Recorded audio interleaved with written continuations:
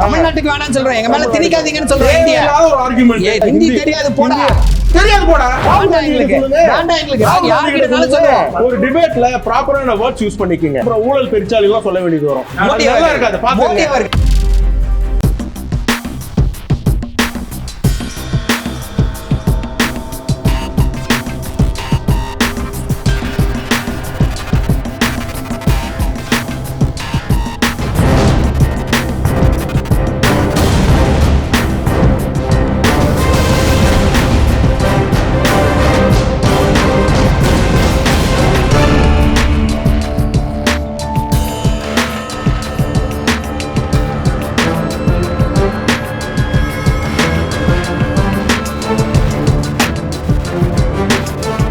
கிழமை பாத்தீங்க அப்படின்னா தமிழ்நாடு வர்சஸ் டெல்லி.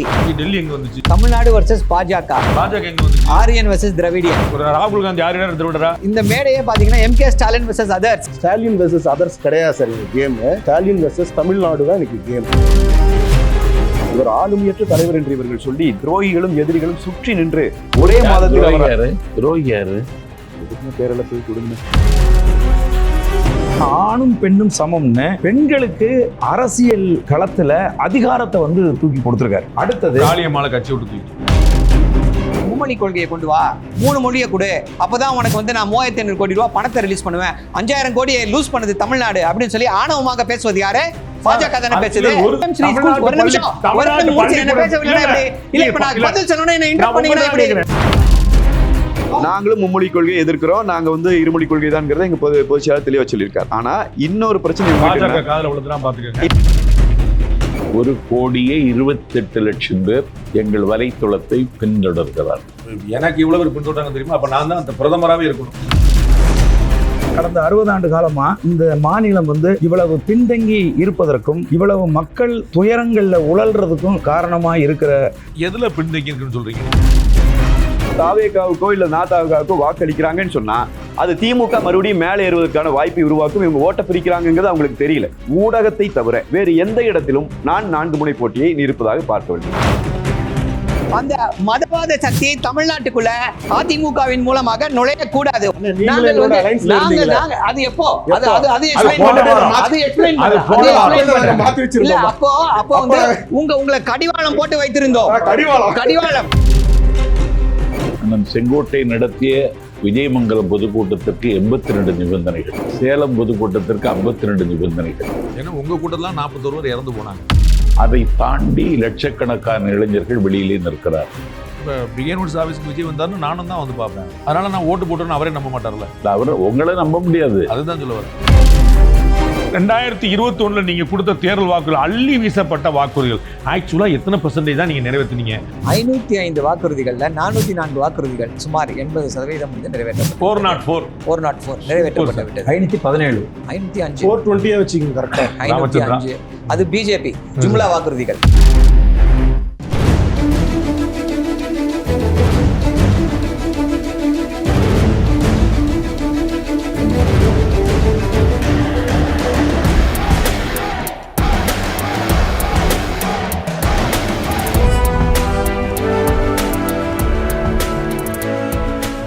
வணக்கம் அன்பு நண்பர்களே, மீண்டும் உங்களை சந்திப்பதில் மிகுந்த மகிழ்ச்சி. இன்னைக்கு நம்ம வந்து ஒரு இன்ட்ரெஸ்டிங்கான டிபேட்டை பார்க்க போகிறோம். இது வந்து இந்த மேடையில் பிகேன்வுட்ஸில் மட்டுமே நடக்கக்கூடிய டிபேட்டில் தமிழ்நாடு முழுக்க டீ கடையிலேருந்து சலூன் கடையிலேருந்து திரும்ப இடமெல்லாம் வந்து இருக்கக்கூடிய விஷயம். 2026 ஏப்ரல் 23 நடக்க போகிற வாக்குப்பதிவு, மே 4ஆம் தேதி நடக்கக்கூடிய வாக்கு எண்ணிக்கை, யார் மனசில் யார் அப்படிங்கிற மாதிரி தமிழ்நாட்டு மக்கள் மனசில் யார் அப்படிங்கிறத நம்ம வந்து இங்கே இருக்கக்கூடிய கட்சிகளுடைய பிரதிநிதிகள் நம்மோடு இருக்கிறார்கள். நீங்கள் அத்தனை பேருமே பார்த்து பழக்கப்பட்டு அறிமுகமான நண்பர்கள்.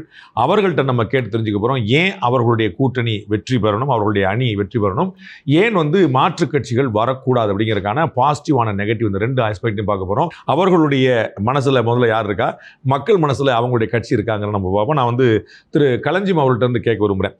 நீங்கள் பார்க்குறீங்க, ஒரு பெரிய நட்சத்திரம் உள்ள களமிறங்கியிருக்கு. 2 ஆழ்ந்து அனுபவம் கொண்ட கட்சிகள் கூட்டணியாக அமைஞ்சிருக்கிறாங்க. அதிமுக, திமுக ப்ளஸ் தாவேகா. இந்த 3 தாண்டி நீங்கள் வந்து ஜம்ப் பண்ணி வர்றதுங்கிறது ப்ராக்டிக்கலாக சாத்தியம்?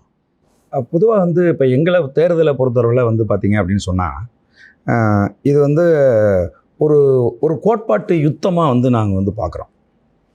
இது வந்து வெறுமனே வந்து தத்துவம் எல்லாம் மக்கள் புரிஞ்சுக்கிறாங்களா, கேட்கறாங்களா? கம்யூனிசத்தோட ஒரு தத்துவம் பெருசா இருக்குமா? அதெல்லாம் நாங்க வந்து தமிழ் தேசியம் அப்படிங்கிற ஒரு அரசியல் கருத்தை கடந்த 16 ஆண்டுகளாக விதைச்சிருக்கோம். அதனுடைய விளைவு தான் எங்களுடைய வளர்ச்சி என்பது கிராஜுவலாக வந்து வளர்ந்து வந்து இந்திய நிலப்பரப்பில் தனித்து நின்று ஒரு கட்சி தேர்தல் அங்கீகாரம் பெற்றிருக்கு அப்படின்னு சொன்னால் எங்கள் கட்சி தான் வந்து பெற்றிருக்கு. ஆகவே நாங்கள் வந்து இந்த தேர்தல் அரசியல் என்பதை ஒரு புதிய ஒரு கோட்பாட்டை இங்கே வந்து பார்த்திங்கன்னா கடந்த 60 ஆண்டு காலமாக இங்கே இந்த மாநிலம் வந்து இவ்வளவு பின்தங்கி இருப்பதற்கும் இவ்வளவு மக்கள் துயரங்களில் உழல்றதுக்கும் காரணமாக இருக்கிற எதுல பின்தங்கி இருக்குன்னு சொல்றீங்க? நீங்க வந்து இந்தியாவுல ஏதாவது ஒரு பேராமீட்டர் எடுத்து நீங்க டாப் 5 ஸ்டேட் பார்த்தீங்கன்னா அது தமிழ்நாடு இருக்குது. இன்னைக்கு நேற்று இல்லை, 15-20 வருஷமாவே அட்லீஸ்ட் இருக்கு. ஸோ ஏடிஎம் ஆட்சி தொடர்ந்தாலும் டிஎம் ஆட்சி தொடர்ந்தாலும் அது வந்து கிராஸ் என்ரோல்மெண்ட் ரேஷியோவாக இருக்கட்டும், இல்லாட்டி ஹெல்த் இஷ்யூவாக இருக்கட்டும், இல்லாட்டி கர்ப்பிணி பெண்கள், இல்லாட்டி குழந்தை பிறப்பு இதில் வந்து இருக்கக்கூடிய இறப்புகளாக இருக்கட்டும், எல்லா விஷயத்துலையுமே நம்ம வந்து ஃபேர் அகட் ஈவன் சொன்னோம்னா ஃபாரின் இன்வெஸ்ட்மெண்ட் உட்பட எல்லா விஷயங்களுமே நம்ம பெட்டராக இருக்கும், நல்லா இருக்கும். டேட்டா சொல்லுது. இத்தனைக்கும் சொல்லி பிஜேபி அரசு இருக்கக்கூடிய சென்ட்ரல் கவர்மெண்ட் டேட்டா சொல்லுது. இதுல வந்து பின்தங்கி துயரத்தில் உழன்று அதெல்லாம் ரொம்ப பழைய மேடை இல்லை, அப்படி கிடையாது. இப்போ நீங்க வந்து கல்வியில் இந்தியாவிலேயே நம்பர் 1 தமிழ்நாடு அப்படின்னு சொல்றாங்க. என்ரோல்மெண்ட்ல. ஆமாம். அப்போ வந்து ஆனால் என்ன சொல்கிறாங்க, சென்னை பல்கலைக்கழகத்தில் கடந்த 5 வருஷமாக ஏங்க வந்து படித்து விட்டு வெளியேறிய பிள்ளைகளுக்கு ஏன் நீங்கள் வந்து சான்றிதழ் வழங்கலை அப்படின்னு கேட்டால் சான்றிதழ் அடிக்கிறதுக்கு காசு இல்லைங்கிறாங்க. தமிழ் பல்கலைக்கழகம், தஞ்சை தமிழ் பல்கலைக்கழகத்தில் பல மாதங்களாகவே அங்கே வேலை செய்கிறவர்களுக்கு சம்பளம் கொடுக்கலங்கிறாங்க. இதுதான் காமராஜர் பல்கலைக்கழகத்தின் நிலைமையாகவும் அது இருக்குது. அப்போ எந்த இடத்துல நீங்கள் வந்து கல்வியில் சிறந்த தமிழ்நாடு அப்படின்னு நீங்கள் சொல்கிறீங்க? இப்போ இந்த பக்கம் கல்வியில் சிறந்த தமிழ்நாடுன்னு சொல்லிகிட்டு இருக்கும்போதே பள்ளிக்கூடம் இடிஞ்சு விழுந்து ஒரு பையன் வந்து இறந்து போகிறாரு. அப்போ அந்த மாதிரியான விஷயங்கள் அதே மாதிரி நீங்கள் ஒரு பாருங்கள். அதாவது வீட்டுக்கு ஒரு குடிநோயாளிகளை உருவாக்கி இருக்கிறார்கள்.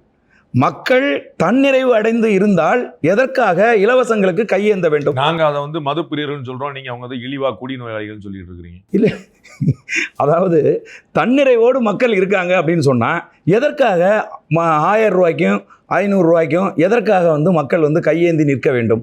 அப்போது நாங்கள் வந்து என்ன சொல்கிறோம்னா, வெறும் ஆட்சி மாற்றம், அரசியல் கட்சிகள் மாறி வரணும் அப்படிங்கிறதுல எங்களுக்கு உடன்பாடு கிடையாது. நாங்கள் அடிப்படை அரசியல் மாற்றத்தை வந்து ஏற்படுத்தணும் அப்படிங்கிறதுக்காக களத்தில் நிற்கிறோம். ஆனும் கதைக்காகுமான்னு கேட்குறேன். நான் வந்து உங்களுக்கு முன்னாடி 3 பேர் இருக்கிறாங்க, ஒரு நட்சத்திரம், 2 பெருங்கட்சிகள். உங்க தத்துவம் எல்லாம் சரி, அது நீங்கள் நானும் பேசிக்கலாம். தரையில் நிற்க முடியுமா? கதைக்கு ஆகுமா? இதுவரைக்கும் நாங்கள் அப்படி தனித்து நின்று எங்களுடைய தத்துவங்களை சொல்லி இளைய தலைமுறை பிள்ளைகளினுடைய வாக்குகளை பெற்றுத்தான் நாங்கள் 8.22% நாங்கள் வந்திருக்கிறோம். இளைய தலைமுறை பிள்ளைகளுடைய வாக்குகள் அதிகமாக வச்சிருக்குன்னு எல்லா கட்சியிலுமே வியக்கக்கூடிய தாவேகா. இளைய தலைமுறை வந்து எங்கள்கிட்ட இருந்தாங்கன்னாங்க, அண்ணாமலை எங்கள்கிட்ட இருந்தாங்க அப்படின்னு சொல்கிறாங்க. ஸோ வந்து அது உங்கள்கிட்ட உண்மையிலே இருக்காது, வந்து வெறும் விசிலா, வெறும் அணிலா, உண்மையிலே இளைய தலைமுறையா? அதாவது தலைவர்கள் எல்லாம் நடிகர்களாகிவிட்டார்கள். அதனால நடிகர்கள் வந்து தலைவராகிவிட்டார். பிரமாதம். இப்போ பூத்து வருகிற புதிய தலைமுறையினுடைய நம்பிக்கை பெற்ற தலைவராக விஜய் களத்தில் நிற்கிறார். அவர் அகரம் சேரிக்கு போகிறார். பூந்தமல்லி தாண்டி வாலாஜா வாசலுக்கு வருகிற பொழுது அங்கே 5000 இளைஞர்கள் நிற்கிறார்.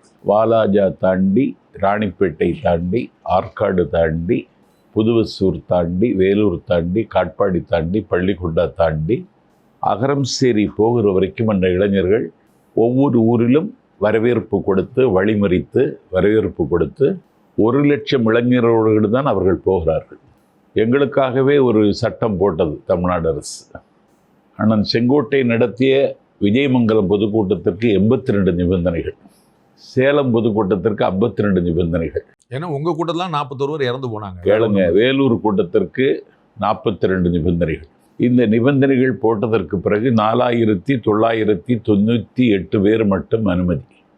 அதை தாண்டி லட்சக்கணக்கான இளைஞர்கள் வெளியிலே நிற்கிறார்கள்.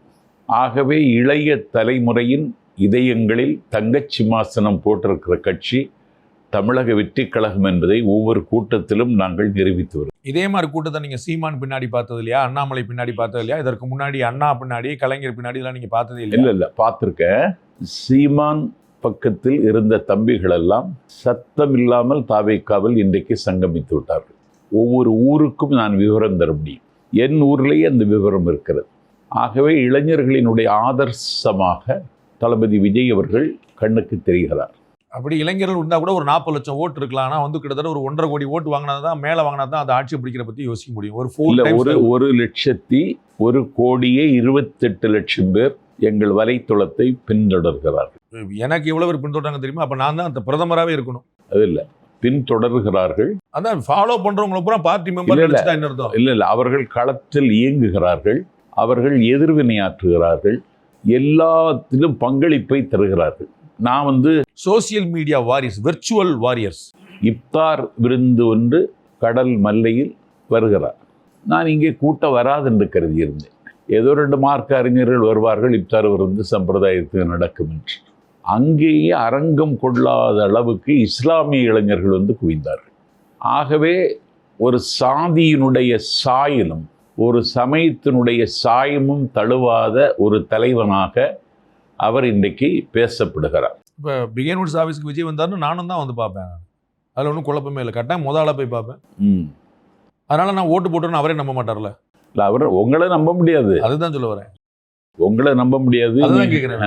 நீங்க வந்துட்டாங்க அப்படிங்கிறதுக்காக 1 லட்சம் பேர் ஃபாலோ பண்றாங்க. இல்லை, தாவேக்காவுக்கு நான் வந்த பொழுது நீங்க என்ன சொன்னீங்க? தாவேக்கா விமர்சிக்கிறதுக்கான முதல் வாய்ப்பு அண்ணன் இல்லை இல்லை இல்லை, இது அட்வான்டேஜா இருக்காது விஜய்க்கு, இது சவாலாக இருக்கும்னு சொன்னீங்க. விஜயை ட்ரால் பண்ண முடியலன்னா உங்களை வச்சுக்கிடுவாங்க கூட. நான் அந்த அதிர்ச்சியிலிருந்து இன்னும் மீளலை. அடுத்த அதிர்ச்சி வச்சிருக்கேன். ஆமா, அதனால அதுபோல தாய்மார்கள் ஒரு தமிழ்நாட்டு அரசியலில் நாம் பல மாநாடுகளில் பங்கேற்றவன் என்பதல்ல, மாநாடுகளை முன்னின்று நடத்தியவன் தான்.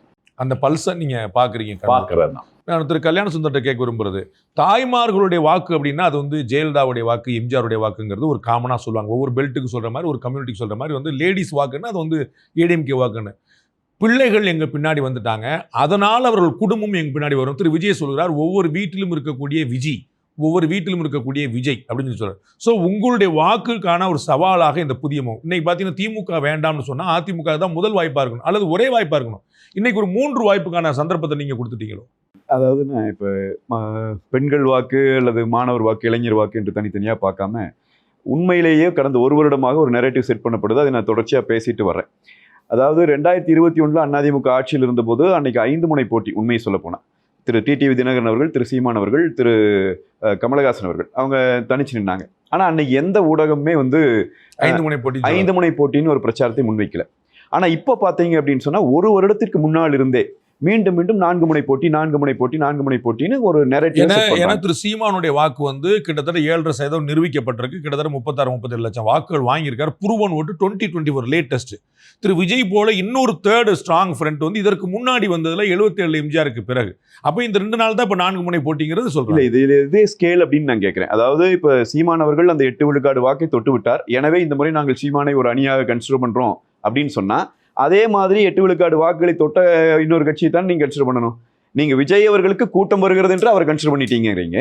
சரி, சீமான் அவர்களுக்கு கண்ணால பார்க்கிற அந்த கூட்டத்தை நீங்க ஏற்க மாட்டேன்னு சொல்லுவீங்களா? இல்ல, நான் என்ன கேட்கிறேன், நீங்க இந்த கூட்டத்தை கமலஹாசன் அவர்களுக்கோ டிடிவி அவர்களுக்கோ பார்க்கலையா? டிடிவி அவர்களுடைய கூட்டத்தை பார்த்தா கூட்டம் வந்து ஸ்கேலை தீர்மானிக்கிறது யார்? இவ்வளவு கண்ணுதான் இல்ல. நான் சொல்றது மக்கள்னா ஊடகங்கள் எப்படி இந்த வேலையை செஞ்சீங்கன்னு நான் கேட்கிறேன். 2021 ஒரு ஊடகம் கூட இந்த 5 முனை போட்டின்னு கொண்டு வரல. இல்ல, கமலஹாசன் அவர்கள் இதே போல வாகனத்துல பிரச்சாரம் போனாரு, நல்ல கூட்டம் வந்துச்சு. இந்த கூட்டம் வரல. இந்த கூட்டம் வந்து நெரிசல் இருக்கிற கூட்டம். நான் கேட்கறது இந்த கூட்டம்ங்கிறது எதை வச்சு சொல்றேன். இன்னொன்னு 8 விழுக்காடு வாங்கி அங்கீகாரம் வாங்கிட்டாரு அண்ணன் சீமான் சொல்றேன். அவர் அதுக்கு முன்னாடி 2019 தேர்தல் நல்ல வாக்குகள் வாங்கினாரு. அவர் ஒரு கன்சிடபிளான பார்ட்டியா தான். திரு சீமானை நீங்க எப்படி பார்க்கணும்னா 1.5, 3, 5, 7 கூட்டிட்டு ஒரு கிராஜுவலா இந்த மாதிரி ஒரு மேல் நோக்கி மட்டுமே நகர்ந்த இன்னொரு கட்சி. 2016 1.1, 2019 4 விழுக்காடு வந்துட்டாரு. 2021 அதை விட அதிகமா வாங்குவார்னு தெரியும்.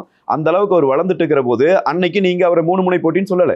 இன்னைக்கு நீங்க 4 முனை போட்டின்னு 1 வருஷமா பிரச்சாரம் பண்றீங்க. விஜய வந்து ஊடகங்கள் ஊதி பெரிதாக்கின்னு சொல்றீங்களா? சரி, நான் ஒரு விஷயத்தை முடிச்சிடறேங்க. நான் இதுக்காக அதை சொல்ல வரேன்னு சொல்றேன். அது என்னன்னா 2021 ஏன் சொல்லல அப்படின்னா, அன்னைக்கு அதிமுக ஆளுங்கட்சி, அன்னைக்கு ஆன்டி இன்கம்பன்சி ஓட்டு, இந்த ஆட்சியாளர்கள் மீது இருக்கிற அதிருப்தி வாக்குகள் ஒரே இடத்தில் விழணும், திமுகக்கே விழணும். அதனால ஊடகங்கள் செய்த சதி, திமுக செய்த சதி, ஊடகங்கள் பலியாகின. இன்னைக்கு திமுக ஆளுங்கட்சி இப்ப ஆன்டி இன்கம்பன்சி ஓட்டை நீங்க பிரிக்கணும். பிரிக்கிறதுக்கு 1 வருட காலமாக திமுக இந்த நெரேட்டிவ் செட் பண்ணியிருக்குது. இதுதான் இன்றைக்கு 4 முனை போட்டி என்று வந்திருப்பதற்கான காரணமாகவே நான் பார்க்கிறேன். என்னை பொறுத்த வரைக்கும் இந்த போட்டி, இந்த களம் மிக தெளிவாக இருக்கிறது.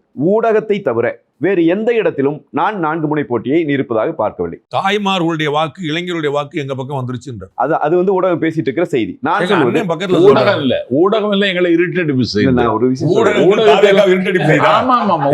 விலைக்கு இப்ப என்னன்னா, நான் ஒரு விஷயம் தான் சொல்ல வர்றேன். இந்த எஸ்ஐஆர் நடந்தது. எஸ்ஐஆர் களத்துல நடந்த விஷயம் தான். எஸ்ஐஆர் களத்துல நாங்க இருந்தோம். அதிமுக எங்களுடைய பிரதிநிதிகள் இருந்தாங்க, கூட்டணி கட்சியை சார்ந்தவர்கள் களத்தில் இருந்தாங்க, திமுக கூட்டணி கட்சிகளை சார்ந்தவரும் களத்தில் இருந்தாங்க. எத்தனை இடங்கள்ல தாவேக்காவோ அல்லது நாதாக்காவோ நாங்க பார்க்க முடிஞ்சு? எங்கேயுமே எங்களால் பார்க்க முடியல. நான் எல்லா பக்கம் போய் பார்க்குற ஆள் தான், எனக்கு இல்லை. அப்போ உண்மையில கிரவுண்ட் ஒர்க் அப்படின்னு வரும்போது அங்கே இல்லை, மக்கள் மத்தியில் இவங்களுக்கு வாக்கு இல்லை. ஆனால் ஊடகங்கள் வாக்கு இருப்பதாக ஒரு தோற்றத்தை உருவாக்கி கொண்டே இருக்கிறார்கள். இப்போ நான் என்ன சொல்ல வரேன்னா, நாம் தமிழர் கட்சியோ அல்லது தாவேக்காவோ அதில் இருக்கிற அந்த தொண்டர்களினுடைய எண்ணம் புனிதமானது. அதை நான் மதிக்கிறேன், 100 விழுக்காடு மதிக்கிறேன். அவங்க என்ன நினைக்கிறாங்கன்னா, திமுகவை இந்த அரசியல் களத்திலிருந்து அப்புறப்படுத்தணும்னு நினைக்கிறாங்க. அப்படி நினைக்கிற ஆட்கள் அவங்க தாவேக்காவுக்கோ இல்லை நாதாவுக்காவுக்கோ வாக்களிக்கிறாங்கன்னு சொன்னா அது திமுக மறுபடியும் மேலே ஏறுவதற்கான வாய்ப்பை உருவாக்கும். இவங்க ஓட்ட பிரிக்கிறாங்கிறது அவங்களுக்கு தெரியல. அப்ப இந்த விஷயத்தை என்னுடைய கேள்வி இதுதான், திமுகவை தோற்கடிக்கணும் அப்படின்னா அதிமுக தான் வரணுங்கிற எண்ணம் அந்த இளைஞருக்கு ஏன் ஏற்படல? அவர்களுக்கு ஏன் தாவேக்கா தேவைப்படுது? அவங்களுக்கு ஏன் நாதாக்கா தேவைப்படுது? அப்ப அதிமுக பாஜக கூட்டணியோட பலவீனமா பார்க்கலையான்னு கேட்கிறேன். அதான் நான் சொல்றேன், இந்த பலகீனம் ஒன்று ஏற்படுத்தி விடுவதற்காக அவர்கள் முயற்சிக்கிறார்கள். அந்த பலகீனம் ஏற்பட்டக்கூடாதுன்னு நாங்க போராடுறதில்ல. புரியுதா? இளைஞர்களுக்கு நாங்க இப்ப பயிற்றுவிக்கிறோம், அரசியலை தான் பயிற்றுவிக்கிறோம். ஒவ்வொரு கட்சியும் ஒரு வழிகாட்டுது. நாங்கள் அதுல அவங்களுக்கு சொல்றது இதுதான் நோக்கம். இந்த நோக்கத்துக்காகத்தான் இப்ப 4 முனை போட்டின்னு கொண்டு வர்றாங்க. நாங்கள் ஏற்கனவே இந்த 1.5 ஆண்டு காலமா மீண்டும் பேசியாச்சு. திமுக ஆட்சியில் எவ்வளவு கேடுகள் இருக்கு, நிர்வாக திறனற்ற ஒரு அரசாங்கமாக அது எப்படி செயல்பட்டு இருக்கு, எப்படி சட்டம் ஒழுங்கு இருக்கு, எப்படி போதைப் பொருளின் புழக்கம் இருக்கு, எல்லாத்தையும் நாம் சொல்லியாச்சு. அப்ப இந்த திமுகவை அப்புறப்படுத்துவதற்கு நேருக்கு நேராக நம் களத்திலே நிற்கிற போது இது திமுக செட் பண்ற நரேட்டிவ் தான் இந்த வேலை. எனவே இது பலியாக கேள்வி. அவர் சொல்றார், ஒரு பெரிய பட்டியலை வாசிக்கிறார். சட்டம் ஒழுங்கு எப்படி இருக்கு, பெண்கள் பாதுகாப்பு எப்படி இருக்கு, போதைப்பொருள் புழக்கம் எப்படி இருக்குன்னு இவ்வளவு மைனஸ் பாயிண்ட்களை அதிமுக மட்டுமல்ல, பாஜக மட்டுமல்ல, நாம் தமிழர், தாவேக்கான்னு எதிர நிற்கிற எல்லா கட்சிகளும் உங்களுடைய திறனை, உங்களுடைய செயல்பாட்டை, உங்களுடைய அரசாங்கத்துடைய செயல்பாட்டை கடுமையாக விமர்சிக்கிறாங்க. இல்லைன்னு மறுக்க முடியுமா? இந்த ஆன்டி இன்கம்பன்சின்னு சொல்றது தானே. கீழே போய் மக்கள்கிட்ட திமுக வேண்டாம், திமுகவுக்கு மாற்று என்பதில் யாரும் குழப்பம் இருக்கிறதா? திமுக வேணுமாங்கிற ஒரு ஆன்டி இன்கம்பன்சி பார்க்கலையா? இந்த தேர்தல் களமே பாத்தீங்க அப்படின்னா, முதல்வர் சொல்வது போல தமிழ்நாடு வர்சஸ் டெல்லி. இங்க டெல்லி எங்க வந்துச்சு? எக்ஸ்பிளைன் பண்றேன். தமிழ்நாடு வர்சஸ் பாஜக எங்க வந்துச்சு? Aryan versus Dravidian. ஒரு ராகுல் காந்தி ஆரியரா திராவிடரா? எல்லா கேள்விக்கும் பதில் இருக்கு, எல்லா கேள்விக்கும் பதில் சொல்றேன். இப்போ இந்த மேடையே பாத்தீங்கன்னா எம்கே ஸ்டாலின் வர்சஸ் அதர்ஸ். அதுதான் நாங்கள் வைத்துக் கொண்டிருக்கக்கூடிய ஒரு இது. பாத்தீங்கன்னா மேடையை பாத்தீங்கன்னாலே தெரியும், இந்த மேடையை பாத்தீங்கன்னாலே தெரியும், எம்கே ஸ்டாலின் வர்சஸ் அதர்ஸ். எங்க திமுக ஆளுங்கட்சியா இருக்குது. சரி, இல்ல வரேன். அதுதான் சொல்றேன். என்ன அப்படின்னா, என்ன இது இருக்கு அப்படின்னா, இவர்களுக்கெல்லாம் எதையாவது சொல்லி எப்படியாவது திமுக நீங்க சொன்னது சொல்லுங்க. ஆரியன் வெர்சஸ் திராவிடன் சொன்னீங்க. ராகுல் காந்தி ஆரியரா திராவிடரா? இல்ல, ராகுல் காந்தி எதற்காக நிற்கிறார்? ராகுல் காந்தி ஆரியரா திராவிடரா? இல்ல, அவரு ஆரியரா இருக்கட்டும், திராவிடரா இருக்கட்டும், அவர் எதற்காக நிற்கிறார்? ஆரிய சித்தாந்தத்திற்காக நிற்கிறாரா, திராவிட சித்தாந்தத்திற்கு கை தூக்குகிறாரா என்பது முக்கியமான கேள்வி. பீகார்ல போய் யாருக்கு நிக்கிறாரு? பீகார்ல கேஸ்ட் சென்சஸ் வேணும். எல்லா இடத்துலயும் அவருடைய கோரிக்கை என்ன? கேஸ்ட் சென்சஸ் வேணும் அப்படின்னு சொல்றாரு. இடஒதுக்கீட்டை ஜாஸ்தியாக்கணும் அப்படின்னு சொல்லி கேட்கிறாரு. கேஸ்ட் சென்சஸ் ஒன்றிய அரசு தான் கொண்டு வர முடியும். பீகார்ல கொண்டு வந்தது கேஸ்ட் சர்வே. அது கேஸ்ட் சென்சஸ் இல்ல, கேஸ்ட் சர்வே தேவை கிடையாது. ஏன்னா அங்கெல்லாம் 69% இடஒதுக்கீடு இல்ல. தமிழ்நாட்டுல 69% இடஒதுக்கீடு ஒன்றிய அரசு செய்யணும் சொன்னீங்களே, தேவையில்லை சார். பர்பஸ் அதான் சொல்லிக்கொண்டே இருக்கிறோம். இல்ல நான் எல்லா மேடையிலும் அதான் சொல்லிட்டு இருக்கேன். இப்போ ஒரே நிமிஷம், நீங்க பீகார்ல இருக்கிறது சொன்னீங்க, மத்திய அரசு செய்யணும்னு சொன்னீங்களே தவிர சர்வேக்கான அவசியம் இல்ல. இங்க இடஒதுக்கீடு இலக்கை அடைந்து விட்டோம்னு சொல்லல. இல்ல, இலக்கை அடையல. எங்களை கேட்டீங்கன்னா இன்னும் ஜாஸ்தி ஆகணும். 100 ஆக்கலாம். கண்டிப்பா ப்ரொபோஷனல் ரெப்ரசன்டேஷன் வாய்ப்பு இருக்கு. அதுக்கு வாய்ப்பு இருக்கு. உங்களுடைய பாலிசியா சொல்லுங்க. வாய்ப்பு இருக்கு. வரும். என்ன அப்படின்னா, ஒரே நிமிஷம், என்ன பிரச்சனை அப்படின்னா, நீங்க பீகாரை பத்தி பேசுனீங்க. பீகார்ல கேஸ்ட் சர்வே நடத்துனாங்க. ஒரே நிமிஷம் முடிச்சிடுறேன். எதுக்காக நடத்துனாங்க? அங்க இடஒதுக்கீடு 50ல இருந்து ஜாஸ்தி ஆகணும்னு கொண்டு வந்தாங்க. 75 ஆக்குனாங்க. உச்சநீதிமன்றம் க்ளோஸ் பண்ணிடுச்சு. கேஸ்ட் சர்வே பேஸ் பண்ணி பண்ண முடியாதுன்னு சொல்லிடுச்சு. தமிழ்நாட்டுல 69 இருக்கா? ஆமா. ஏன் பண்ண முடியல? தமிழ்நாட்டுல எது பண்ண முடியல? ஏன் தடை பண்ண முடியல உச்சநீதிமன்றத்தால? ஏன்னா நம்ம கொண்டு போய் சேர்த்துட்டுமே 10th ஸ்கெட்யூல்ல சேர்த்துட்டுமே. யார் சேர்த்தா? இவங்க நம்ம செல்வி ஜெயலலிதா சேர்த்தாங்களே. அவ்வளவுதான். யார் அந்த 69% இடஒதுக்கீடு எல்லாத்துக்கும் போராடுறோம் சொல்றது யாரு?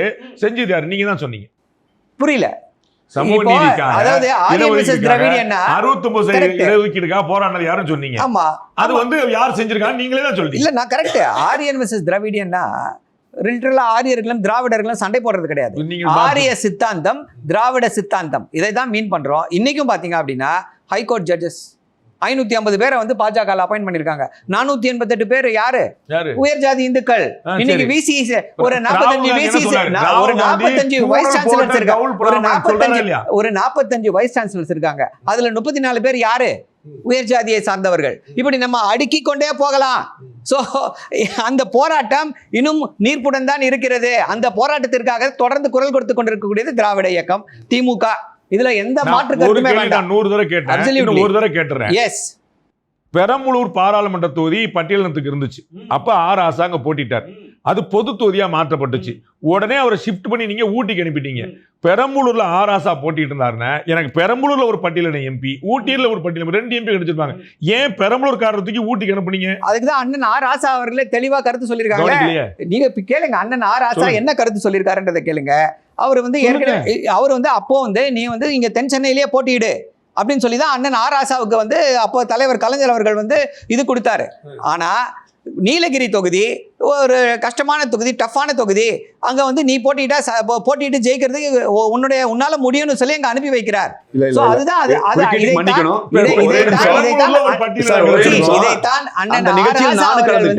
இதைத்தான் அண்ணன் ஆர் ஆசா அவர்கள் வந்து தெளிவா வந்து அப்போ வந்து எடுத்துரைத்தார். அதே போல இப்போ இதோட நீட்சி இப்படியே போயிட்டு இருக்கு அப்படின்னும் பொழுது இந்த பிரச்சனை இன்னும் இருக்கிறதா இல்லையா அப்படின்றதுதான் முக்கியமான கேள்வி. இதற்காக குரல் கொடுத்து கொண்டே இருக்கக்கூடியது யார் அப்படின்னா திராவிட இயக்கம் மட்டும்தான் குரல் கொடுத்து கொண்டு இருக்கிறது.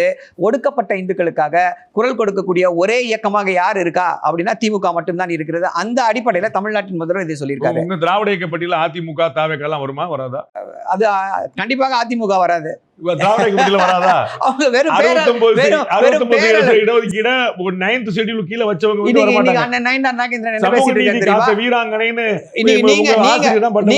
உங்களுடைய இதுதான் ஹெட்லைன் பார்த்தேன். திருப்பி திரு எடப்பாடி பழனிசாமி அவர்கள் ஆட்சிக்கு வந்தார் அப்படின்னா இடபிள்யூஎஸ் கோட்டா தமிழ்நாட்டில் வரும்னு சொல்லி நீங்க தான் சொல்லியிருக்கீங்க. என்ன பிரச்சனை வரக்கூடாது? அது எப்படி வர முடியும்? ஏழைகள் கிடையாது, உயர் ஜாதி இந்துக்களுக்கு. ஏழைகளுக்கானது கிடையாது. இஸ்லாமியர்கள் ரொம்ப கம்மி சார் இருக்காங்க. இஸ்லாமியர்கள் இருக்காங்க. சரி, ஒடுக்கப்பட்ட இந்துக்கள் இருக்காங்களா? ஒடுக்கப்பட்ட இந்துக்கள் ஏழை இல்லையா? அவங்களுக்கு நீங்க கொடுக்க நாங்க கொடுத்துட்டு இருக்கோம். இடபிள்யூஎஸ்ல ஒரு நிமிஷம். இடபிள்யூஎஸ் என்ன நீங்க இடபிள்யூஎஸ் என்ன கேள்வி கேட்டீங்க? இடபிள்யூஎஸ் கோட்டா ஏன் தமிழ் ஒரு நிமிஷம் நீங்க பேச மாட்டாதீங்க. இடபிள்யூஎஸ் கோட்டா ஏன் தமிழ்நாட்டிற்கு வரக்கூடாது அப்படின்னா ஏன் வரக்கூடாது அப்படின்னா அது வெறும் உயர் ஜாதி இந்துக்களுக்கான இடஒதுக்கீடு. காங்கிரஸ் ஆளக்கூடிய மாநிலங்கள்ல இடபிள்யூஎஸ் உண்டா இல்லையா? காங்கிரஸ் ஆளக்கூடிய மாநிலங்கள்ல இடபிள்யூஎஸ் உண்டா இல்லையா? காங்கிரஸ் பத்தி எங்களுக்கு கவலை இல்ல. திமுக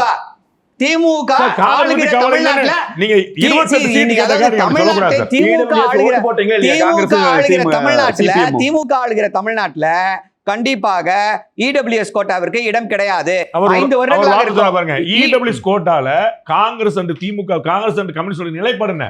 ஆதரித்து வாக்களித்தாங்க. அவங்க ஆதரிச்சு வாக்களிக்கிட்டோம். திமுகவுடைய நிலைப்பாடு என்ன? அதுதான் முக்கியமான கேள்வி. ஒவ்வொரு கட்சிக்கும் அங்க இருக்கக்கூடிய ஒவ்வொரு கட்சிக்கும் வேற வேற சிறு சிறு மாற்றங்கள் இருக்கலாம், வேற்றுமைகள் இருக்கலாம். ஆனா அந்த வேற்றுமைகளை கடந்து எங்களை எல்லாம் ஒன்றாக இணைப்பது என்ன அப்படின்னா மத சார்பின்மை.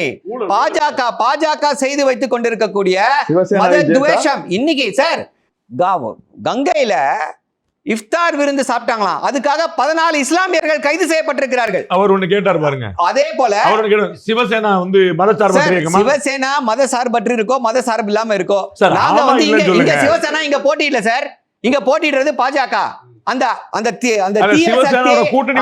மதவாத சக்தி தமிழ்நாட்டுக்குள்ள அதிமுகவின் மூலமாக நுழையக்கூடாது. ஒரே நிமிஷம். அது எப்போ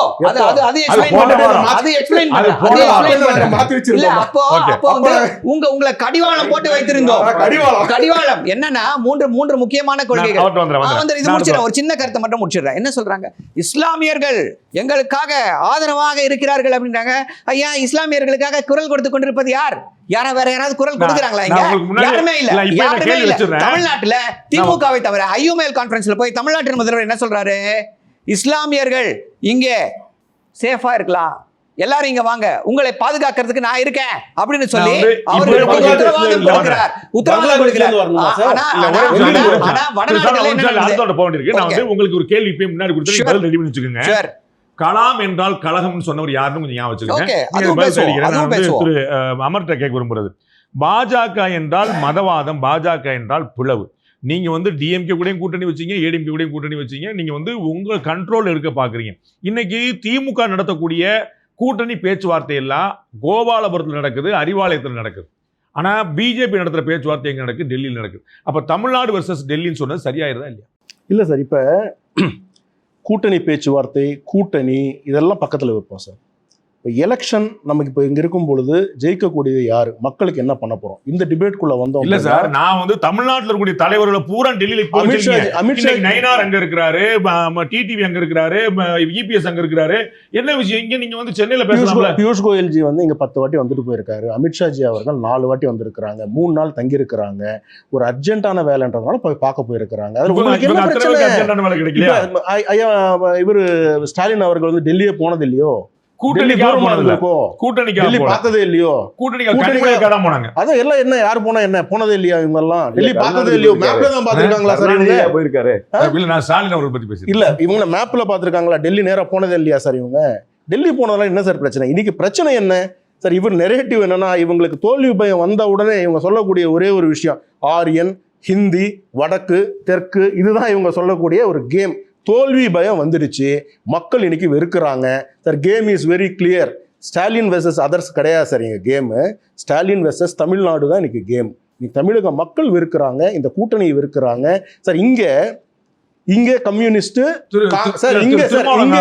திருமாவளவன் ஒரு ஆச்சரியமான பாயிண்ட் சொல்றாரு. அவர் எல்லாம் சொல்றதெல்லாம் ஆச்சரியமா தான் இருக்கு. ஆமா, நான் வந்து நீங்க ஆச்சரியப்பட தான் வேண்டிய விஷயம். அதாவது நாங்கள் பலவீனமான கட்சி கூட்டணி என்று சொன்னால் ஏன் எல்லாரும் ஏடிஎம்கே கூட போகல? தேமுதிக எங்க கூட வருது, மற்றவங்க எங்க கூட வர்றாங்க, ஏன் டிவிக்கு கூட யாரும் போல? சோ நீங்கள் பலவீனமான சொன்னா கூட, அதிருப்தியில் இருக்குன்னு சொன்னா கூட எல்லா கட்சிகளும் எங்களை தேடி வருகிறார்கள். அப்ப வந்து ஸ்ட்ராங்கான கூட்டணி நாங்க தானே. எல்லா கட்சியும் தேமுதிக இயக்கங்களா? எங்களுக்கும் கட்சிங்க தானே. இன்னைக்கே தாவக வெளியே போனாங்க. யார் சொல்றீங்க நீங்க? புரியலையே. நான் சொல்றது ஒவ்வொரு கட்சி தேமுதிக எங்க இருந்து வந்துச்சு? ஃபர்ஸ்ட் அவர் கட்சியை பத்தி பேசுவோம் சார். இப்போ அவருக்கு எத்தனை சீட் வரும்னு தெரியல. டெய்லி நின்னுட்டு இருக்காரு, அப்பாயின்ட்மெண்ட் கேட்டுட்டே இருக்காரு. உங்களுக்கு எவ்வளவு சீட் வரும் சொல்லுங்க. எங்களுக்கு விடுங்களேன், எங்களுடைய பிரச்சனை ஜெயிக்க போறது நாங்க சார். விடுதலை ஜெயிக்க போறது நாங்க இல்ல சார். விடுதலை சிறுத்தைகள் எவ்வளவு சீட்னு தெரியல. நீங்க சொல்லுங்க, மாநில செயலாளர் நீங்க சொல்லுங்க. நாங்களே அதிமுக தலைமையில கூட்டணின்னு சொல்றோம் இல்லையா? அவர் திமுக பிஜேபி என்ன இவருக்கு பிரச்சனை? இவங்களுக்கு பேசுறதுக்கு கிடையாது சார். இவங்க இருக்கக்கூடிய பிரச்சனை அவர் சரியா தான் கேக்குறாரு. அவர் வந்து பாஜக தலைமையில அதிமுகன்றாரு. திமுக அந்த குற்றச்சாட்டை வைக்குது. இல்ல நாங்களே சொல்லலையே. அத அதிமுக தலைமையில தான கூட்டணின்னு சொல்லிருக்கோம். எடப்பாடி பழனிசாமி தான வந்து சேர்மன் சொல்லிருக்கோம் கமிட்டிக்கு. உங்களுக்கு என்ன பிரச்சனை? இந்தியா அலைன்ஸ் தான் சொல்றாரு. அதிமுக இவங்கள மதிச்சு ஒரு நாள் ராகுல் காந்தி வந்து பாத்துட்டு போயிருக்காரா இவங்கள? நாங்க மூணு மீட்டிங் பிரதமர் நரேந்திர மோடி வந்துட்டாரு. ஒரு மீட்டிங் இவங்க மீட்டிங் வந்திருக்காரு ராகுல் காந்தி இல்ல சோனியா காந்தி அவர்கள் வந்திருக்காங்களா? யாராவது நீங்க கூப்பிட்டிருக்கீங்களா? கூட்டணி மீட்டிங் போட்டுருக்காங்களா? கூட்டணி முடிவு செஞ்சாங்க. டீல் பண்றதுக்கு எடப்பாடி பழனிசாமி அவர்களுக்கு நாங்க சப்போர்ட் பண்றாரு. முக ஸ்டாலின் அவர்கள் யார் சப்போர்ட் பண்றாங்க? டீல் பண்றதுக்கு ஸ்டாலின் மட்டுமே போதும், வேற டெல்லில இருந்து யாரும் தேவையில்லைன்னு நினைக்கிறாங்களோ என்னமோ. அவங்கள நிறைய பேர் டீல் பண்ணிட்டு இருக்காங்க. நாங்க எதுக்கு அவங்கள வேற தனியா டீல் பண்ணணும்? ஏதோ டீலிங் தெரியும்.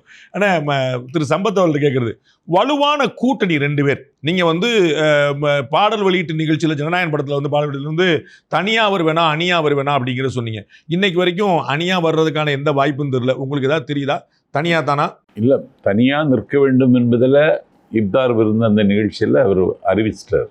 ஆனால் இன்னைக்கு நிலவுகிற தட்பவெப்பத்தை பார்த்தால் நிலைமைகள் தலைகீழாக மாறுமோ என்கிற நிலைமை தான் இன்னைக்கு இருக்கு. ஏதோ ஒண்ணு புகையுது. எந்த பக்கம்னே? 2 பக்கமும் புகையுது. ஒரே புகைச்சலா இருக்காரு. 2 பக்கம் புகையுது. அதாவது திமுக பக்கம் போயிருக்கீல? இல்ல அந்த பக்கம் இல்லையா? 2 பக்கம் புகையுதுன்னு காரணம், திராவிட முன்னேற்ற கழகத்தினுடைய வரலாற்றில் இன்னைக்கு 26 கட்சி கூட்டணியில் இருக்கிறது. பலம் வாய்ந்த கூட்டணி. ஏன் 26 கட்சி கூட்டணி? எல்லாரும் அவங்களை தேடி வர்றாங்க. தேடி வர்றவங்களுக்கெல்லாம் கொடுப்பீங்களா? ஆமா கொடுப்பாங்க. 1 2 2+1 உதயசூரியன் சின்னம். 26 கட்சி கூட்டணி வைக்க வேண்டிய தேவை திமுகவுக்கு வந்திருக்கிறது என்றால் தாவேகாவுக்கு கிடைக்கிற வரவேற்பும் தாவேகாவுக்கு மீது மக்கள் வைத்திருக்கிற நம்பிக்கையும் திராவிட முன்னேற்ற கழகத்தினுடைய ஆரக்கால்களை அசைத்திருக்கிறது என்பதுதான் உண்மை. இல்லைண்ணே, நீங்கள் வாங்க போகிற ஓட்டு வந்து ஒரு பெரிய ஒரு வேவ் அலையை கிரியேட் பண்ணலாம், அதெல்லாம் மறுக்கிறதுக்குல்ல. ஆனால் ஆட்சியே பிடிக்கணும்ல, வெல்லணும்ல, எதிர்க்கட்சி தலைவராக ஆகணும்ல. அது இன்னைக்கு தேர்தல் நடக்க முடியாதுங்கிற பிராக்டிகல் நிதர்சனம் இருக்குல்ல. அதனால தான் கூட்டணிக்கு போயிடுவாரோ, டெல்லிக்கு போறாரு, ஏன் நடக்காதுங்கிறீங்க? 9 மாசத்துல தான் கூட்டணியா NT ராமராவ் கட்சி அறிவித்து 9 மாதத்துல ஆட்சிக்கு வந்தார். அவர் அதுக்கு முன்னாடி ஏதாவது கட்சியில இருந்தாரா? இல்ல, எந்த கட்சியிலுமே கிடையாது, எந்த ஆதரவும் கிடையாது, எதுவுமே கிடையாது. இல்ல, நேரா வந்துட்டாரு சிரஞ்சீவி. ஆமா, இல்ல ஞாபகப்படுத்துறதுக்காக கேக்குறேன். நான் சொல்றது NTR இல்ல, அடுத்து கேட்ட பேசல சிரஞ்சீவி. இன்னைக்கு விஜயகாந்த் இன்னைக்கு மலைகள் சூழ்ந்த நேபாளத்துல 35 வயசுல காட்மாண்டு மேயராக வருகிறார் பல்வேர் ஷா. நீங்க சொன்னது மாதிரி பழம் தின்று கொட்டை போட்டவர்கள், பழம் தின்னுகிற பெரிச்சாளிகள் எல்லாரையும் இன்றைக்கு புறக்கணித்து விட்டு அதே பல்வேர் ஷா நேபாள நாட்டினுடைய அதிபராக முடிசூட்டப்பட்டிருக்கிறார். அந்த பெருச்சாலியோட சேருவீங்களா மாட்டீங்களா தான் கேட்கிறேன். சேர மாட்டோம். இப்பதாங்க புகையுது. நீங்க நான் சொல்லுது அங்க புகையுது, நாங்க அவங்களை எதிர்பார்த்து கிடையாது. சரி, நான் ஒரே இருபக்கம் புகையுதுன்னு நீங்க சொன்னீங்க. நான் ஒண்ணு சொல்றேன் உங்களுக்கு. ஒரு இதழில் வந்திருக்கிறது, காசு கொடுத்து அழைத்து வரும் கூட்டம் அல்ல, பலத்த கட்டுப்பாடுகளுடன் வர வேண்டாம் என்று சொன்னாலும் வரும் கூட்டம். வாக்குக்கு கட்டாயம் பணம் கொடுக்க மாட்டார் என்ற நம்பிக்கை. ஊழல், அராஜகம், மலைப்புற கிராமங்களின் வசதிக்கான சாலைகள், கல்வி சீர்திருத்தம் போன்ற மக்கள் பிரச்சனைகளை பற்றி பேசுதல். சந்திரபாபு நாயுடு கேளுங்க, கிண்டல் கேலிதான், பவளவளா பாப்பா, பால் டப்பா, சரியான விமர்சனம் என்ற போக்கு, அதற்கு மக்களின் வரவேற்பு. இவர் ஒரு கிறிஸ்தவராக அறியப்பட்டாலும் எல்லா ஜாதியினரும் மதத்தினரும் இவருக்கு பின்பலமாக இருப்பது, குறிப்பாக முஸ்லிம் பெண்களின் ஆதரவு இவரின் பலம். அதிக ஆரவாரம் இல்லாமல் நடக்கும் உள்கட்டமைப்பு வேலை. முழு பக்கம் படிச்சிருக்கீங்களா? இல்ல, முடிச்சிடுறேன். ஆச்சுன்னு இவரின் வலைத்தளத்தில்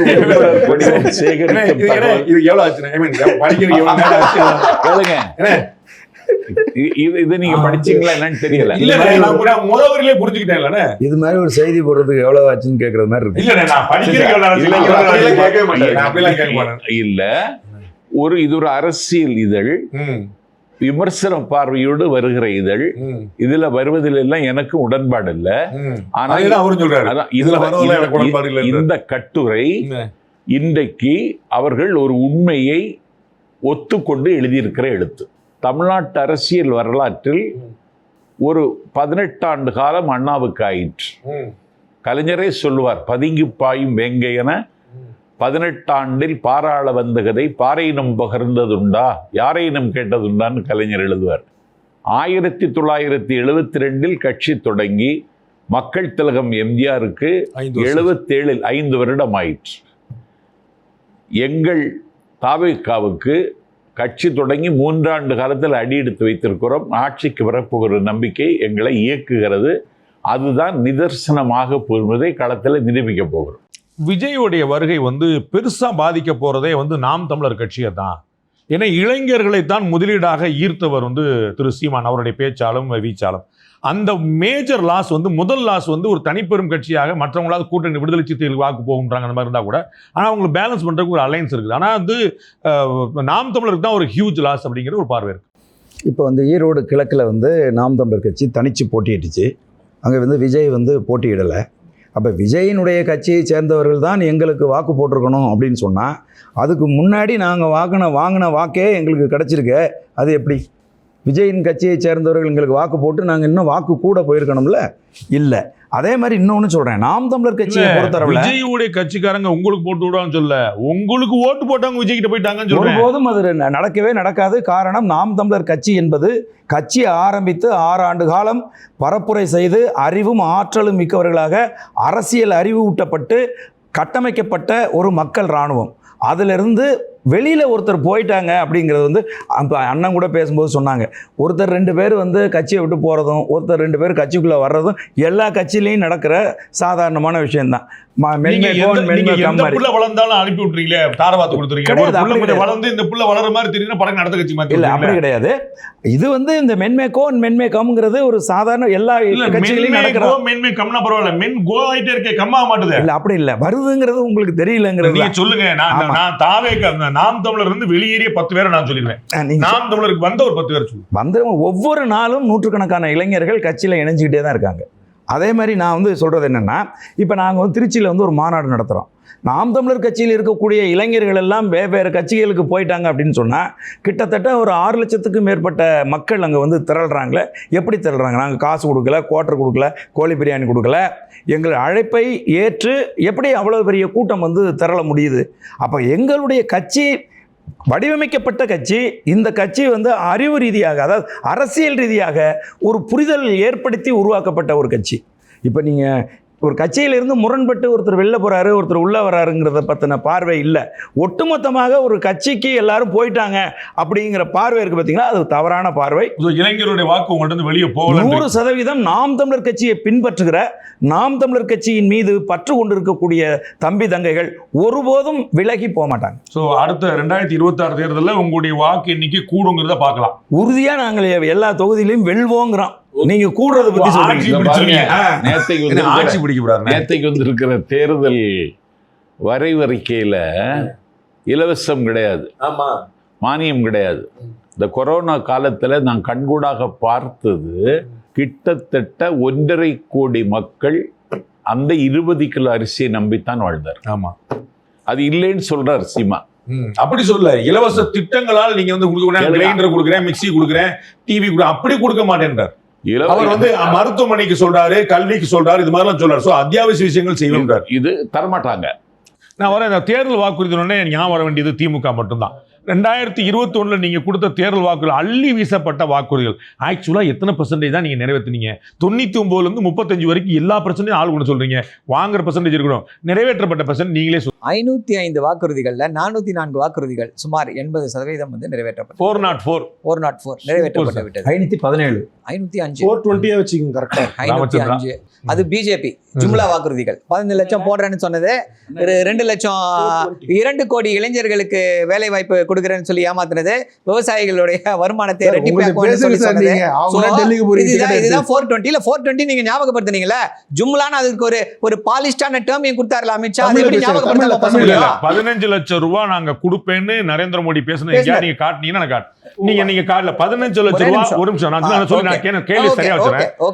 ஏழைகளுக்கு 15 லட்சம் ரூபாய் நான் காசு கொடுப்பேன் அப்படின்னு நரேந்திர, எங்க ஆட்சிக்கு வந்தா கொடுப்போம்னு நரேந்திர மோடி சொன்னா எங்கேயா காட்டினா? நான் அதுக்கப்புறம் விவாதமே பண்ணல. சரி, 1000 ரூபாய் கொடுக்குறேன்னு சொன்னாங்கல்ல அனைத்து பெண்களுக்கு, அதை கொடுக்க சொல்லுங்க. அப்புறம் 15 லட்சம் என்ன தகுதி சார்? பெண்களா இருக்கிறதுக்கு என்ன தகுதி? ஜெண்டர் டெஸ்ட் தான் வைக்கணும் போல இருக்கு. நல்ல கேள்வி கேட்டீங்க. என்ன 1000 ரூபாய் 15 லட்சம் ரூபாய்க்கு மோடி அவர்கள் என்ன பேசினாரு?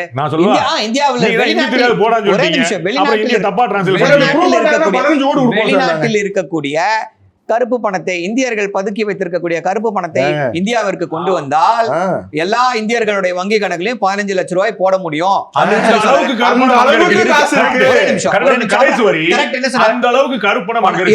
அந்த கருப்பு பணத்தை கொண்டு வருவேன்னு சொல்லி வாக்குறுதி கொடுத்தாரா இல்லையா? அப்ப என்ன பண்ணாரு? வாய்ப்பே இல்ல. 5 பைசா 2014 வரைக்கும் காங்கிரஸ் திமுக கூட்டணி ஆட்சி இருந்த வரைக்கும் வெளிநாட்டு கருப்பணத்தை உள்ள கொண்டதற்கான ஒரு டீம் கேட்டாங்க, எஸ்ஐடி கேட்டாங்க. பண்ணவே இல்லை. நீங்க வந்த உடனே முதல்ல பண்ணாங்க. பண்ணல சார். அது நடக்கவே இல்ல. ஒரு ரூபாய் கருப்பு பணத்தை கொண்டு வந்து அதே அந்த 1 ரூபாய 1 பைசா இல்ல 2 பைசா பிரிச்சு கொடுத்தேன்னு சொல்லட்டும். பாஜக பிரிச்சு கொடுக்கிறேன்னு சொல்லவே இல்ல. பிரிச்சு கொடுக்கல, ஓகே விட்டுருங்க. அப்புறம் ஏன் ஜும்லான்னு சொல்லணும்? நிதின் கட்கரி என்ன சொன்னாரு? நிதின் கட்கரி, நாங்கள் வந்து ஆட்சிக்கு வருவோம் என்று நம்பவில்லை, அதனால அப்படிப்பட்ட வாக்குறுதிகளை அள்ளி வீசினோம்னு சொல்றாரு நிதின் கட்கரி. அப்ப நிதின் கட்கரி கேட்டு பாத்தீங்க. ஹிந்தி தெரியும் நினைச்சிட்டு உங்களுக்கு ஹிந்தி தெரியாம இவ்வளவு மேட்டர் தெரிஞ்சிருக்கீங்க. உங்களுக்கு இங்கிலீஷ் டிரான்ஸ்லேஷன் வந்துச்சுல, எல்லாம் இங்கிலீஷ் டிரான்ஸ்லேஷன் உடனே வந்துருதுல, கரெக்ட்டா கொடுக்குறாங்க. இல்ல உங்களுடைய வாக்குறுதி எவ்வளவு நிறைவேத்துறீங்க சொல்றேன். 404 நிறைவேத்திட்டோம். இப்போ எலக்ட்ரிசிட்டி பத்தி பேசுவோம். எல்லாம் எதை வேணா பத்தி பேசலாம். எல்லாத்துக்கும் முக்கியமான காரணம் என்ன அப்படின்னா பாஜக தான். இப்ப தமிழ்நாடு வந்து ஒரு சிறப்பான நிலையில முன்னோக்கி சென்று கொண்டிருக்கிறது. 11.9% பொருளாதார முன்னேற்றம். இது இந்தியாவில் பிரதமர் மோடி அவர்களால முடியல. நான் என்ன சொல்றேன், பிரதமர் மோடி அவர்களே, ஒரே நிமிஷம் நான் இந்த ஃப்ளோ முடிச்சிடுறேன். பிரதமர் மோடி அவர்களே, தயவு செய்து தமிழ்நாட்டு முதல்வர்கிட்ட பாடம் எடுத்துக்கொள்ளுங்கள். எப்படி பொருளாதாரத்தை முன்னேற்ற வேண்டும், மேனுஃபேக்சரிங் growth எப்படி இம்ப்ரூவ் பண்ணணும். உங்களது 4.7%, எங்களது 14.3% மேனுஃபேக்சரிங் growth. தயவு செய்து இங்க வந்து பாடம் எடுத்துக்கோங்க. நான் வேற ஒரு கேள்வி கேட்டனால அங்க போயிடலாம்னு பார்த்தேன். போங்க. இதுல நீங்க கொண்டு வந்த முதலீடு சொல்லுங்க. என்ன முதலீடு? எல்லாம் நாங்க கொண்டு வந்த முதலீடு.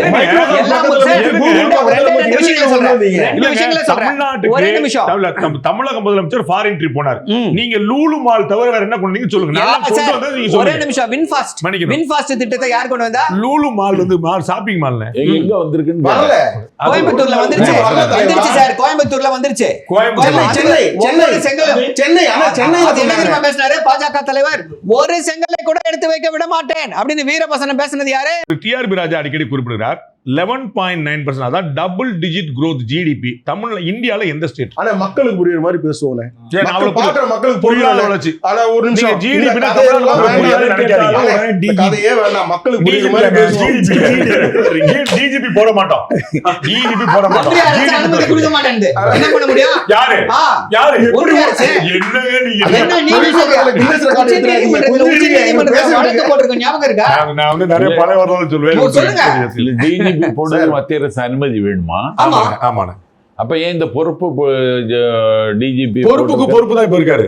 இப்ப பொறுப்பு இல்ல, பொறுப்புக்கு அப்புறம் ஒரு பொறுப்பு வந்துட்டாரு. பொறுப்பு கொஞ்சம் உடம்பு முடியலன்னா அதுக்கப்புறம் ஒரு பொறுப்பு வந்துட்டாரு. 2 பொறுப்பு இருக்காங்க இப்ப. ரொம்ப சிம்பிளுங்க. மக்களுக்கு புரியுற மாதிரி ஒரே ஒரு சொல்றேன்.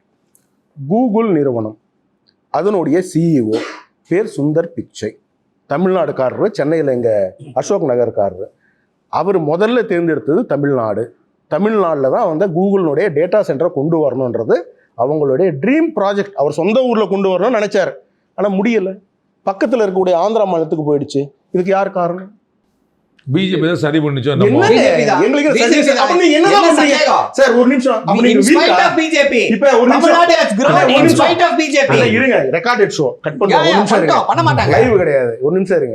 இப்ப நான் தெரியாம கேட்கிறேன், எல்லாமே பிஜேபி நீங்க இவ்வளவு வீக்கா? முதல்வர் என்ன பேட்டா, நான் தான் நம்பர் 1, நான் திராவிட மாடல், தொட்டு பார் சீண்டி பாருன்றீங்க. எல்லாம் பிஜேபி எல்லாம் அங்க எடுத்துன்னு போச்சு, இங்க எடுத்துன்னு போயிடுச்சுன்னா அப்ப நீங்க என்ன அவ்வளவு வீக்கா இருக்கீங்க? பி காம்ப்ளெக்ஸ் டேப்லெட் கொடுக்கணும் போல இருக்கே உங்களுக்கு. ஸ்ட்ரென்த் இல்லையா உங்களுக்கு? ஏங்க ஒரு கூகுள் நிறுவனம் சாஃப்ட்வேர் கம்பெனி அங்க போயிருக்கு, மைக்ரோசாஃப்ட் அங்க போயிருக்கு, அதானி அம்பானி அங்க இன்வெஸ்ட் பண்ணிட்டு இருக்காங்க. நீங்க என்ன பண்ணிட்டு இருக்கீங்க? நீங்க 2 கம்பெனி வருது வரல விட்டு இந்தியாவுல நம்பர் 1 மாநிலமா டபுள் டிஜிட் ஜிடிபி growth இன்னொரு ஸ்டேட் காட்டுங்க. எப்படி இந்த ஒயிட் பேப்பர் காட்டுனாரே டிஆர்பி ராஜா அந்த மாதிரியா? சார் நீங்க காட்டுங்க சார், நீங்க எழுதி காட்டுங்க சார். சார் போய் சார், அவர் வெள்ளை பேப்பர் நீங்க சார் கம்பெனிகளை காட்ட சொல்லுங்க. growth பத்தி அப்புறம் பேசுவோம் சார். நான் என்ன கேக்குறேன், இந்தியாவுல ஒவ்வொரு மாநில ஜிடிபி அந்தந்த மாநிலங்கள் முடிவு பண்ண முடியாது சார். மத்திய அரசுடைய சென்ட்ரல்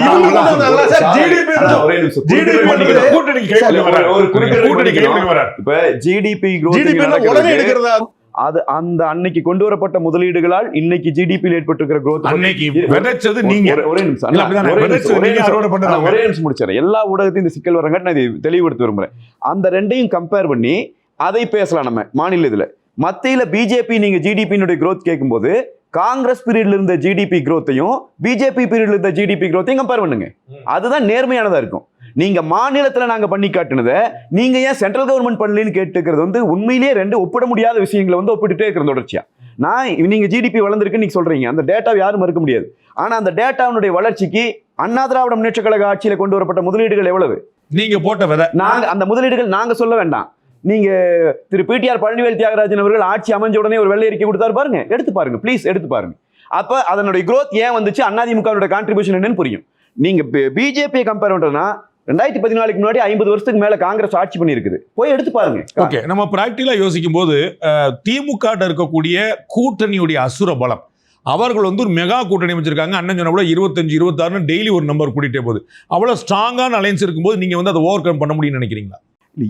அது வந்து ஸ்ட்ராங்கான அலைன்ஸுங்கிறதே மறுபடியும் நான் சொல்றேன் இவங்க செட் பண்ணிட்டு இருக்க நரேட்டிவ் தான். ஏங்க 2021 ஒரு அலைன்ஸ்ல ஜெயிச்சாங்கங்க. அதற்கு பிறகு தேமுதிக வந்திருக்கு, அதற்கு பிறகு மக்கள் நல கூட்டம் இது மக்கள் நீதி மையம் வந்திருக்கு. அது மாதிரி வேற ஒரு கட்சியில் உள்ள வந்து நிற்கும் போது கூடாதா? அது இப்ப நம்ம பேசிட்டு இருக்கிற SDPI வந்திருக்கு. ஒரு மணி நேரத்துக்கு முன்னாடி தாவாக்க வெளியே போயிருக்கு. ஒன்னொன்னா வெளியில இருக்கு. போய் அது தவறான தகவல். தாவாக்கா வந்து அவர் வெளிப்படையா சொல்லிருக்காரு, அவர் தனித்து போட்டிருக்கான வாய்ப்பு சொல்லியிருக்காரு. நியூஸ் தான் நான் சொல்றேன்.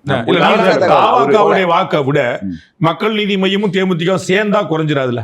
நான் என்ன சொல்றேன், மக்கள் நீதி மையம் வந்து கடந்த காலத்துல திமுகவை எதிர்த்ததால் தான் அவங்களுக்கு வாக்கு. திமுகவை ஆமா எதிர்த்ததால் வாக்கு. இன்னைக்கு போய் நிக்கிறாங்க. எனவே அவங்களுக்கு என்ன வாக்கு சதவீதம் இருக்கும் என்பது எனக்கு தெரியாது. மிக மிக குறைவாக இருக்குன்னு தான் என்னுடைய கணிப்பு. தேமுதிகவும் அதே நிலைமை தான். அவங்க பிறந்த காலத்துல இருந்த திமுகவை எதிர்த்து வளர்ந்தவர்கள், சொந்த கல்யாண மண்டபத்தை இடிச்சவங்க சார் அந்த வாக்குகள். அதனால இது ஒரு கணக்கு இல்லை. நான் ரொம்ப சாதாரணம் கேட்கறது, கூட்டணியில கட்சி இருக்கு, எந்த கட்சிக்காவது ஓட்டு இருக்கா? இன்னொன்னு நான் கேட்கிறேன், காங்கிரஸ் கட்சி இவ்வளவு பெரிய சண்டை போட்டுச்சுல, நான் நீங்க போன வருஷத்துல பேசுனீங்க, போன தேர்தலில் பேசுனீங்களா? வேண்டாம். இந்த கூட்டணி அமைச்சவர்கள் போன வாரம் என்ன பேசிட்டாங்க? எங்களுக்கும் மானம் இருக்கிறது, எங்களுக்கும் சுயமரியாதை இருக்கிறதுங்கிறாரு மாணிக் தாக்கூர். சரி, அப்படியெல்லாம் ஒண்ணும் இல்லைங்கிறாரு அண்ணன் டிடிவி. பேசாததா? நான் அதை தான் மறுபடியும் சொல்ல வரேன். தூக்குல தூக்கிடலாம் இருக்கு அப்படின்னா நான் சொல்ல வர்றது நீங்க தெளிவா இல்லை. கூட்டணி அமைவதற்கு முன்னால் எல்லாரும் பேசியிருக்கோம். திரு வைகோ அவர்கள் பேசுனதெல்லாம் நான் இந்த மேடையில் பேசவே முடியாது. கூட்டணி அமைவதற்கு முன்னால் எல்லாரும் பேசியிருக்கோம். கூட்டணி அமைஞ்சு தேர்தலுக்கு வந்து இந்த நேரத்தில் இவங்க பேசுறதை நான் சுட்டி காட்ட விரும்புறேன். விடுதலை சிறுத்தைகளும் காங்கிரஸ் என்ன பேசிக்கிட்டாங்க போன வாரம்? நீங்க அவர் அப்ப பேசினார், இப்ப பேசினார் இல்ல, இந்த கூட்டணி அமைந்தவரை நடந்துச்சு. இந்த மாதிரியான விஷயங்கள் தான் நாம் தமிழர் போன்ற இயக்கங்களுக்கு ஒரு சாதகமா இருக்கு. பாருங்க, கூட்டணிக்காக நிறைய சமரசம் பண்றாங்க. நாங்க கூட்டணி வேண்டாம், சமரசம் வேண்டாம் நிக்கிறோம். பொதுமையான நிலை எடுக்க முடியாது. கூட்டணி என்பது எதற்காக இருக்குது? நாங்க தெளிவுபடுத்துறோமே, ஒரே கொள்கை கொண்ட கட்சிகள் கூட்டணி இல்ல. ஒரே கொள்கை கொண்ட கட்சினா கட்சி இணைச்சிட்டு போயிடலாம். ரெண்டு கம்யூனிஸ்ட் ஒரு தேவை ஏற்படுகிற போது அந்த தேவையின் அடிப்படையில் இன்னைக்கு திமுகவினுடைய இந்த காட்டாட்சி தர்பார்ல இருந்து தமிழ்நாட்டை காப்பாற்ற வேண்டும் என்கிற அந்த ஒற்றை நோக்கத்திலே கட்சிகள் ஒன்றிணைக்கப்படுகிறது. இதுல என்ன பிழை இருக்க முடியும்? கூட்டணி அமைப்பது என்பது ஒரு நோக்கத்திற்கானது. அது எல்லா காலத்திலும் அமைக்கப்பட்டிருக்கு. இல்ல, அதே மாதிரி தான் பாஜக கை காட்டி வந்து டிஎம்கே சொல்றாங்க. அவங்க பக்கம் கூடுதலான கூட்டணி கட்சி இல்லையா? ஒரு பர்செப்ஷன் எப்படி இருக்கு பாருங்க. அவங்க வந்து ஒரு வலுவான கூட்டணி. நான் உங்களுக்கு சொல்ல வர்றேன். பாரதிய ஜனதா கட்சி இப்ப எங்களோட கூட்டணிக்கு வந்தாங்க, பாட்டாளி மக்கள் கட்சி வந்தாங்க, தமிழ் மாநில காங்கிரஸ் எங்களோட நிக்கிறாங்க, அமமுக இப்படி எங்களோட கட்சியில் நிக்கிறாங்க.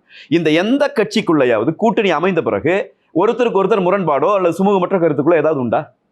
பேச்சுவார்த்தைகள் நாங்கள் நடத்திட்டு இருக்கிறோம், சீட்டுக்கான பேச்சுவார்த்தை நடக்குது. ஆனால் நான் இந்த பக்கம் அதை சுட்டி காட்டுறேன் உங்களுக்கு.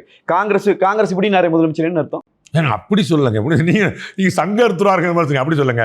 முடிஞ்சது சொன்னேன், நீங்க தான் சங்கர்த்துறாங்க. இல்ல இல்ல, அப்படிலாம் தோணல. முடிஞ்சது பத்திரிகையாளர் ஆர்வமா பாக்குறாங்க. ஓவர் அப்படின்னு சொல்லுங்க. காங்கிரஸ் கட்சி ஓவர் சொல்ல. இருங்க, காங்கிரஸ் கட்சி ஓவர் சொல்ல, காங்கிரஸ் கட்சியோட கூட்டணி ஓவர் அப்படின்னு உங்களுக்கு புரிஞ்சது, எனக்கு இப்படி புரிஞ்சது. சரிங்களா?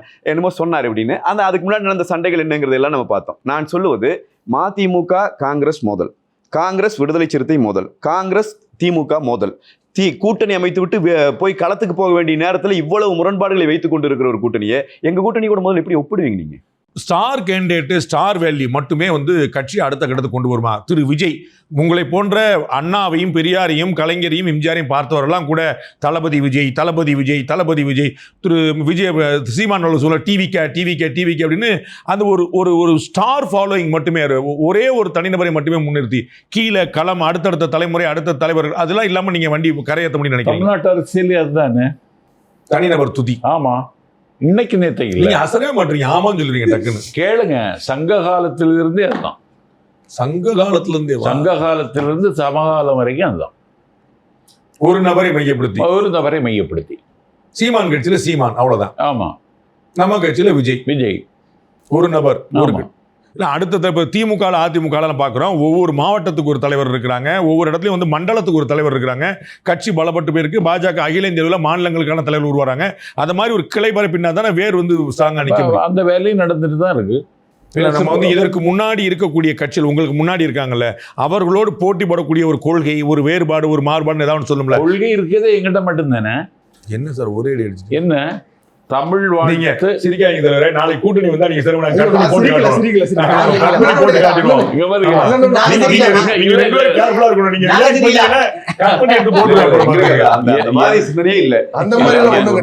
மேடையில ஏறுறதுக்கு முன்னாடி கொள்கை தலைவர்கள் 5 பேருக்கு மலரஞ்சலி செலுத்தி விட்டுதான் கூட்டம் தொடங்குகிறது. கூட்டம் தொடங்குவதற்கு முன்னால தமிழ்த்தாய் வாழ்த்து பாடப்படுகிறது. அதற்கு பிறகு ஒரு கொள்கை பாடல் இசைக்கப்படுகிறது. ஒவ்வொரு களஞ்சியம் சொல்கிறார், ஜாதிக்கு ஒரு தலைவர்களை வைத்துக் கொண்டு எங்களுக்கு வந்து நீங்க சமூக நீதி பேசிட்டு இருக்கிறீங்கன்னு சொல்ற. நீங்க வந்து கொள்கையா கொண்டு வரல, ஒவ்வொரு சமுதாயத்துல இருந்து ஒவ்வொருத்தரும் வச்சிருக்கீங்க. இல்ல அது அந்த அவர்களை கொச்சைப்படுத்துவது. அவர்களை இல்ல, அவர்களை நீங்க பயன்படுத்துறீங்க, உங்களுக்கு இல்ல உங்களுக்கு அஞ்சலி அம்மாளை சாதி என்கிற சிமிழுக்கு அடைக்கிறது என்பது சீமான் மறுபரிசீலனை செய்ய வேண்டும். ஏன்னா அஞ்சலி அம்மாளை நானே நீங்கள் தந்தி தொலைக்காட்சியில் பணியாற்றிய காலத்தில் பயணங்கள் முடிவதில்லைன்னு 6 திங்கள் நான் பேசினேன். 6 திங்கள் பேசும் பொழுது கூட நான் அஞ்சலி அம்மாளை எனக்கு அப்போது எனக்கே தெரியாது. இன்னைக்கு அவர் அஞ்சலி அம்மாளை சொன்னதற்கு பிறகு நான் அதை படித்து பார்த்தால் எனக்கு கண்ணீர் வருகிறது. விஜய் அவர்கள் சொல்லி நாஞ்சில் சம்பவத்துக்கு அஞ்சலி அம்மாளை தெரிந்திருக்கு.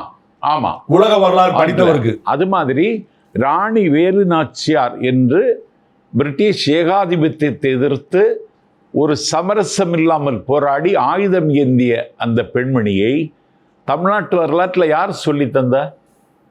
இன்னைக்கு எங்கள் தலைவர், நாங்க கட்சி ஆரம்பிச்ச காலத்துல இருந்து சொல்லிட்டு இருக்கோம்னே. இன்னைக்கு தமிழ்நாட்டில் எங்கள் தலைவர் பேச ஆரம்பித்ததற்கு பிறகு மதுரையில மேம்பால திறப்பு விழாவில் தமிழ்நாட்டினுடைய முதலமைச்சர் அண்ணன் ஸ்டாலின் அந்த மேம்பாலத்துக்கு ராணி வேலு நாச்சியார் பாலம் என்று பெயர் சூட்டுகிறார் என்றால், இன்றைக்கு இருக்கிற முதலமைச்சர் ராணி வேலு நாச்சியார் மேம்பாலம் பெயர் சூட்டுவதற்கு நாளைக்கு வருகிற முதலமைச்சர் காரணமாக இருக்கிறார். ரொம்ப பிரமாதம். இப்ப நான் வந்து ஒரு கேள்வி நான் கேட்க விரும்புறேன். உங்களுக்கு ஷார்ட்டா வந்து மக்கள் மத்தியில செல்வாக்கு பெற்ற தலைவர் அப்படின்னா நீங்க வந்து சீமானை தான் சொல்வீங்க. ஏன்? அண்ணன் சீமான் அவர்கள் வந்து 2018 வந்து கட்சி ஆரம்பித்த போது தமிழ் மக்களுக்கு ஒரு பெரிய உறுதியை கொடுத்தார். அது என்ன கொடுத்தார் அப்படின்னு சொன்னால், தேசிய கட்சிகளோடும் திராவிட கட்சிகளோடும் நாங்கள் வந்து கூட்டணி வைக்க மாட்டோம் அப்படின்னு ஒரு உறுதியை கொடுத்தார். அந்த உறுதியை இன்றைக்கு வரைக்கும் காப்பாற்றுறார். இதை ஏன் நான் சுட்டி காட்டுறேன்னா, கொண்ட கோழியில உறுதியா இருக்கிறாருனால மக்கள் மத்தியில் செல்வாக்கு பெற்ற தலைவர் வந்து சீமான் தான். அது மட்டும் இல்லை, ஆணுக்கு பெண் சமம் இல்லை, ஆணும் பெண்ணும் சமம்னு பெண்களுக்கு அரசியல் களத்தில் அதிகாரத்தை வந்து தூக்கி கொடுத்துருக்கார். 234 117 பெண்களை களத்தில் இறக்கி இருக்கிறார். இது ஒன்று. அடுத்தது காளியம்மாளை கட்சி விட்டு தூக்கிட்டு இல்லை, அது கட்சியில் இருப்பவர்கள் ஒரு கட்சியில் முரண்பட்டு வெளியில் போகிறதும் ஒரு கட்சியில் உள்ளுக்குள்ளே வர்றதும் சகஜமான விஷயம். அதே மாதிரி இன்னொன்று பார்த்தீங்கன்னா, அடுத்த திரு சரவணன், செல்வாக்கு பெற்ற தலைவர் ஸ்டாலின் நீங்க எப்படி நிரூபிப்பீங்க? தமிழ்நாட்டுடைய rock star chief minister MK. Stalin. சொல்றீங்க புரியலையா? எல்லாரும் நேரு விருப்பம் பூரா பாருங்க, பொறாம அப்படிதான் பேசுவாங்க. இன்னைக்கு இந்தியாவுடைய மனசாட்சியாக இருக்கக்கூடிய ஒரே இயக்கம் திமுக. இந்தியாவுடைய ஒடுக்கப்பட்ட மக்களின் ஒரு சமரசமே செய்யாத தலைவனாக யார் இருக்கிறா அப்படின்னா திரு மு.க. ஸ்டாலின் அவர்கள் இருக்கிறார். அதனால திரு மு.க. ஸ்டாலின் அவர்களைத்தான் தமிழ்நாட்டு மக்கள் வந்து தேர்ந்தெடுப்பாங்க. நீங்க 3வது முறை அந்த இடத்துல கொண்டு வர்றீங்க. உங்களுக்கு தெரியும், வேங்கவயல்லேருந்து நாங்குநேரியிலேருந்து இப்போ வந்து திருப்பூர் வரைக்கும் எவ்வளோ பட்டியலின மக்களுக்கான பிரச்சனைகள் நீங்கள் கண்கூடா பார்த்துட்டு இருக்கீங்க. கஸ்டோடியல் டெத் எவ்வளோ பாருங்க, 26 27 நம்பர் பண்ணுறாங்க. அதில் பட்டியலின மக்கள் எவ்வளோ பாருங்க. நீங்கள் ஒடுக்கப்பட்ட மக்களின் ஒரே குரல் சொல்லுங்க. அதுதான் என்ன அப்படின்னா, இந்த பிரச்சனைகள்ல வந்து நடக்குது அப்படின்னா அதற்கான தீர்வு இப்போ ஓவர் நைட்ல 1000 வருடங்களாக இருக்கக்கூடிய இந்த சாதிய படிம நிலைகளை வந்து ஓவர் நைட்ல மாத்திர முடியுமா? 60 வருஷம் ஆட்சியில இருக்கோம். இப்போ 5 வருடங்களாக என்ன செய்திருக்கிறோம்?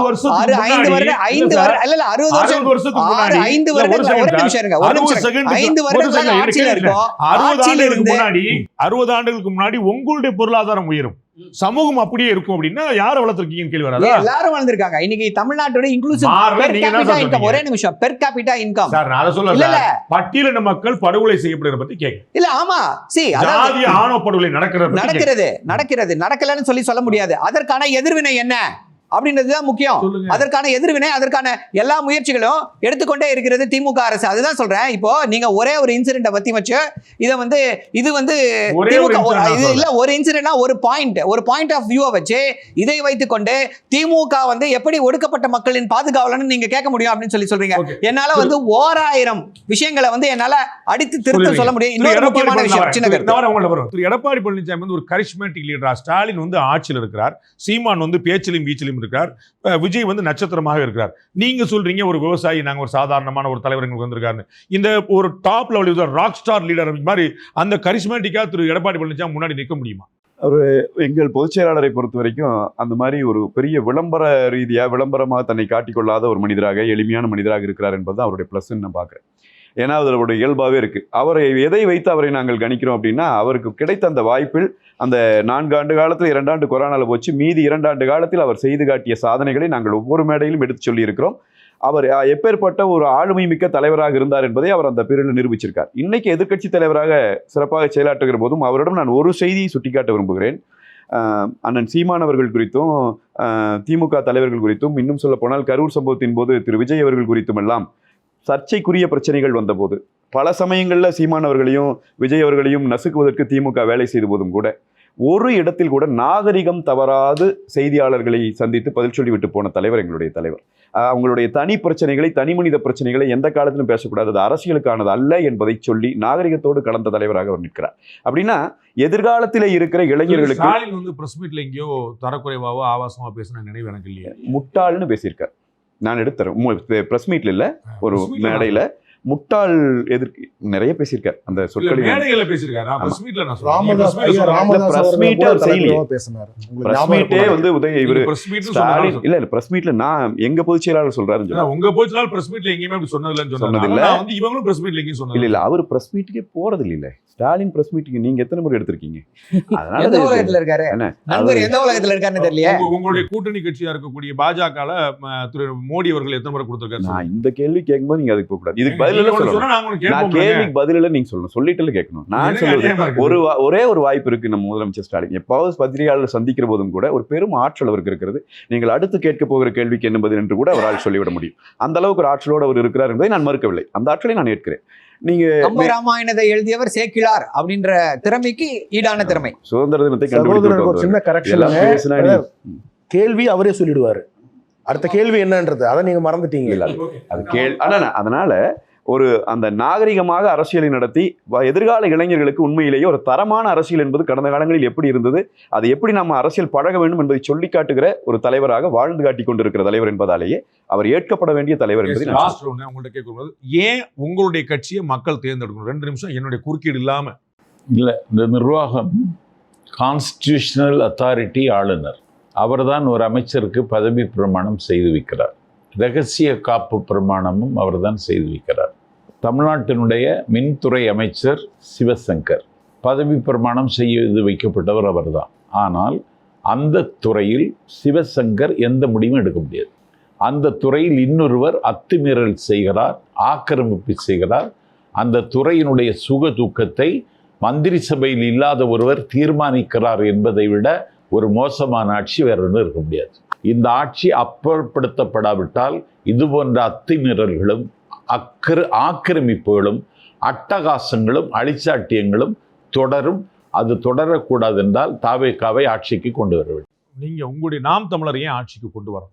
நாம் தமிழர் கட்சி வந்து பார்த்தீங்க அப்படின்னா தற்சார்பு பொருளாதாரத்தை முன்வைக்குது. வெளிநாட்டிலிருந்து போய் ஆட்களை கண்டுபிடிச்சி கொண்டாந்து இன்வெஸ்ட் பண்ண விடதை விட என் நாட்டில் இருக்கக்கூடிய வளத்தை பெருக்கி அதன் மூலமாக மக்களை பயனடைய செய்வேன் அப்படிங்கிற ஒரு தற்சார்பு கொள்கையே முன்வைக்குது.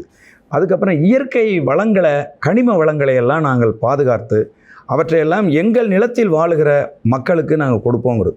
நிலமும் வளமும் சார்ந்த தொழிற்சாலைகளை நாங்கள் கொண்டு வருவோங்குது. சாதிய அமைப்பை வந்து ஒரு படிநிலைகளில் வந்து தகர்க்கணும் அப்படிங்கிறதுக்காக பட்டியல் சமூகத்தை சேர்ந்தவர்களை பொது தொகுதியில் நிறுத்துது. அதே போல் பட்டியல் சமூகத்தை சேர்ந்தவர்களை சமூகத்தின் விளிம்பு நிலையில் இருக்கக்கூடிய மக்களை அரசியல் களத்துக்கு கொண்டு வந்து அவர்களை வேட்பாளர்களாக நிறுத்துது. அதே மாதிரி கட்சியினுடைய முதன்மை பொறுப்புக்கு ஒடுக்கப்பட்ட இதுவரைக்கும் புறக்கணிக்கப்பட்டிருக்கக்கூடிய சமூகத்தினரை கொண்டு வராங்க. அதே போல் யாரும் பேரே தெரியல, இல்லை நிறைய அது மாதிரி செஞ்சுருக்க. இந்த தடவை வந்து 34 பேர் மொத்தம் வந்து பட்டியல் சமூகத்தை சேர்ந்தவர்கள் வந்து இருக்காங்க. அதில் 7 பேர் வந்து பொது தொகுதியில் நிற்கிறாங்க.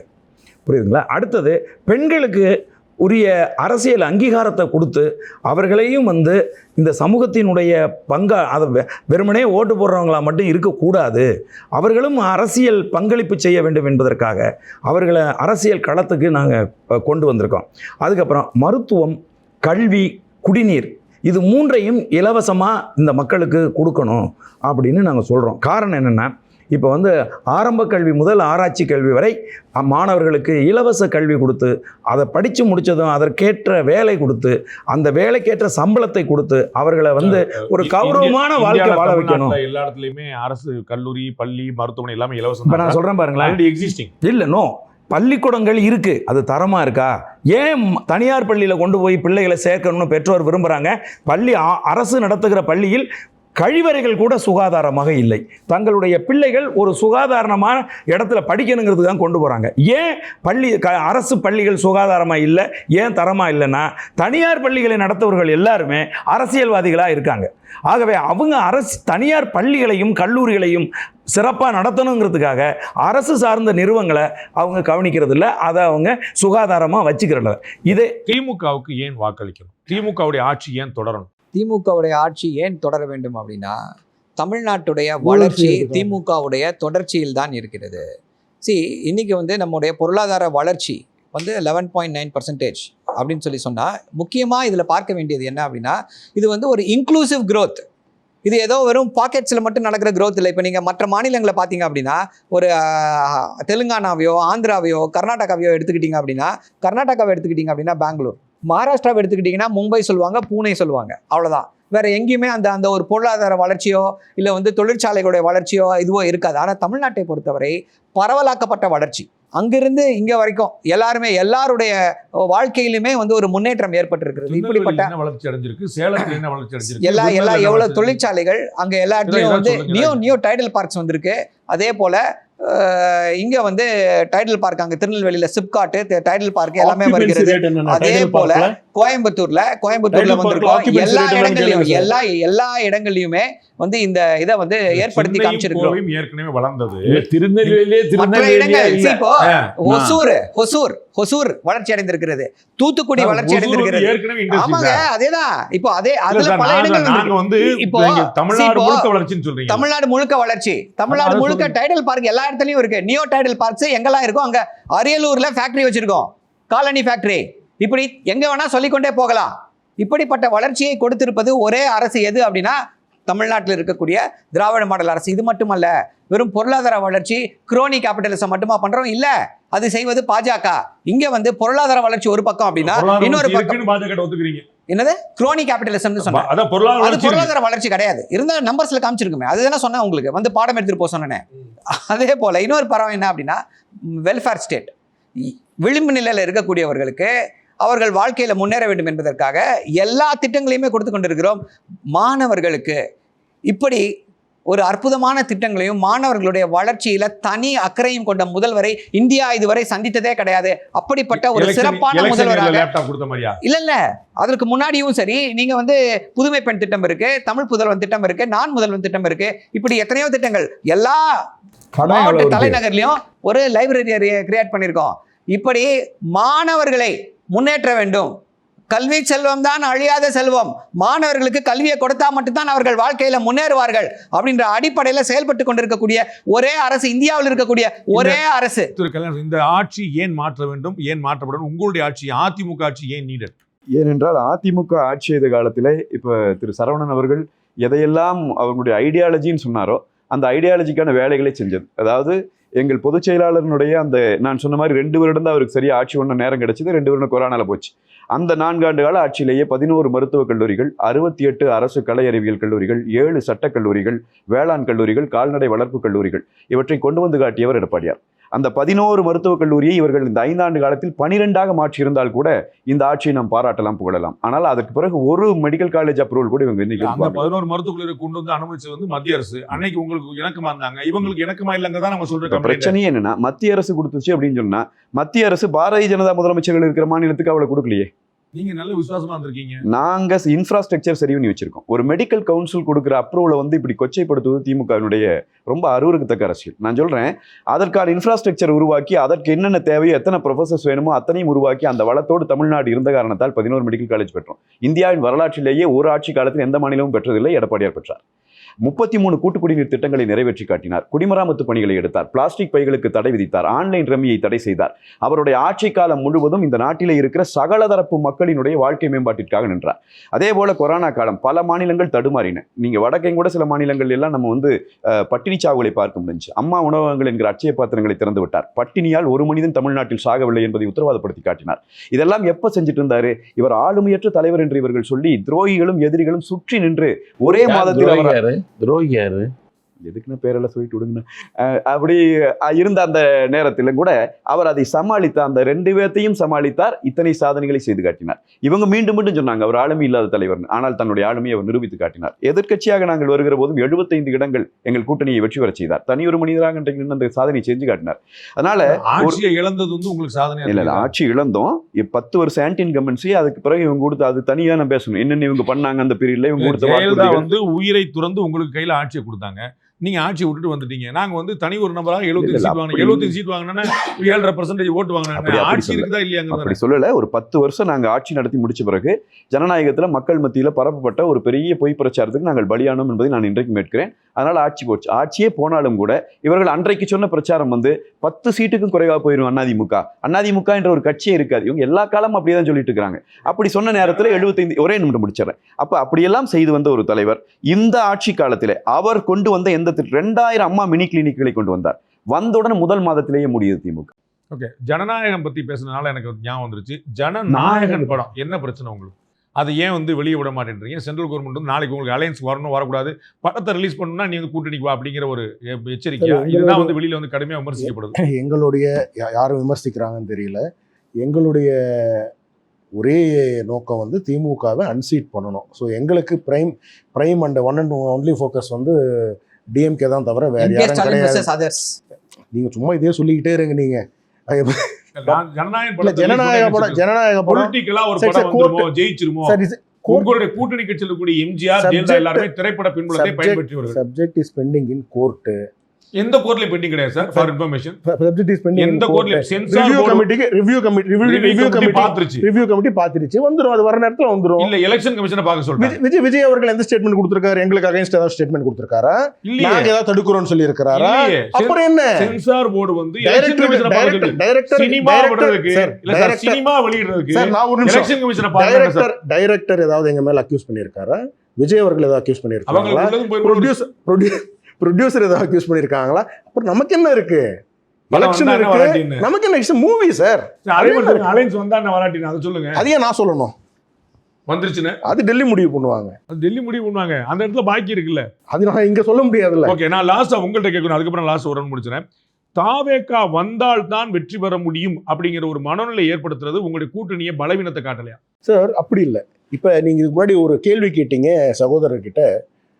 ஐயா எடப்பாடி பழனிசாமி அவர்கள் ஒரு கெரிஸ்மேட்டிக் லீடரா ஸ்டாலின் அவர்கள் மாதிரி அப்படின்னு நீங்கள் வந்து ஒரு கேள்வி வந்து நீங்கள் எழுப்புனீங்க. நான் சொல்ல நினைக்கிறது என்னன்னா, இன்னைக்கு நாங்கள் இருக்கக்கூடிய சூழ்நிலையில் ஐயா எடப்பாடி பழனிசாமி அவர்கள் மிகப்பெரிய அளவில் ஒரு charismatic leader.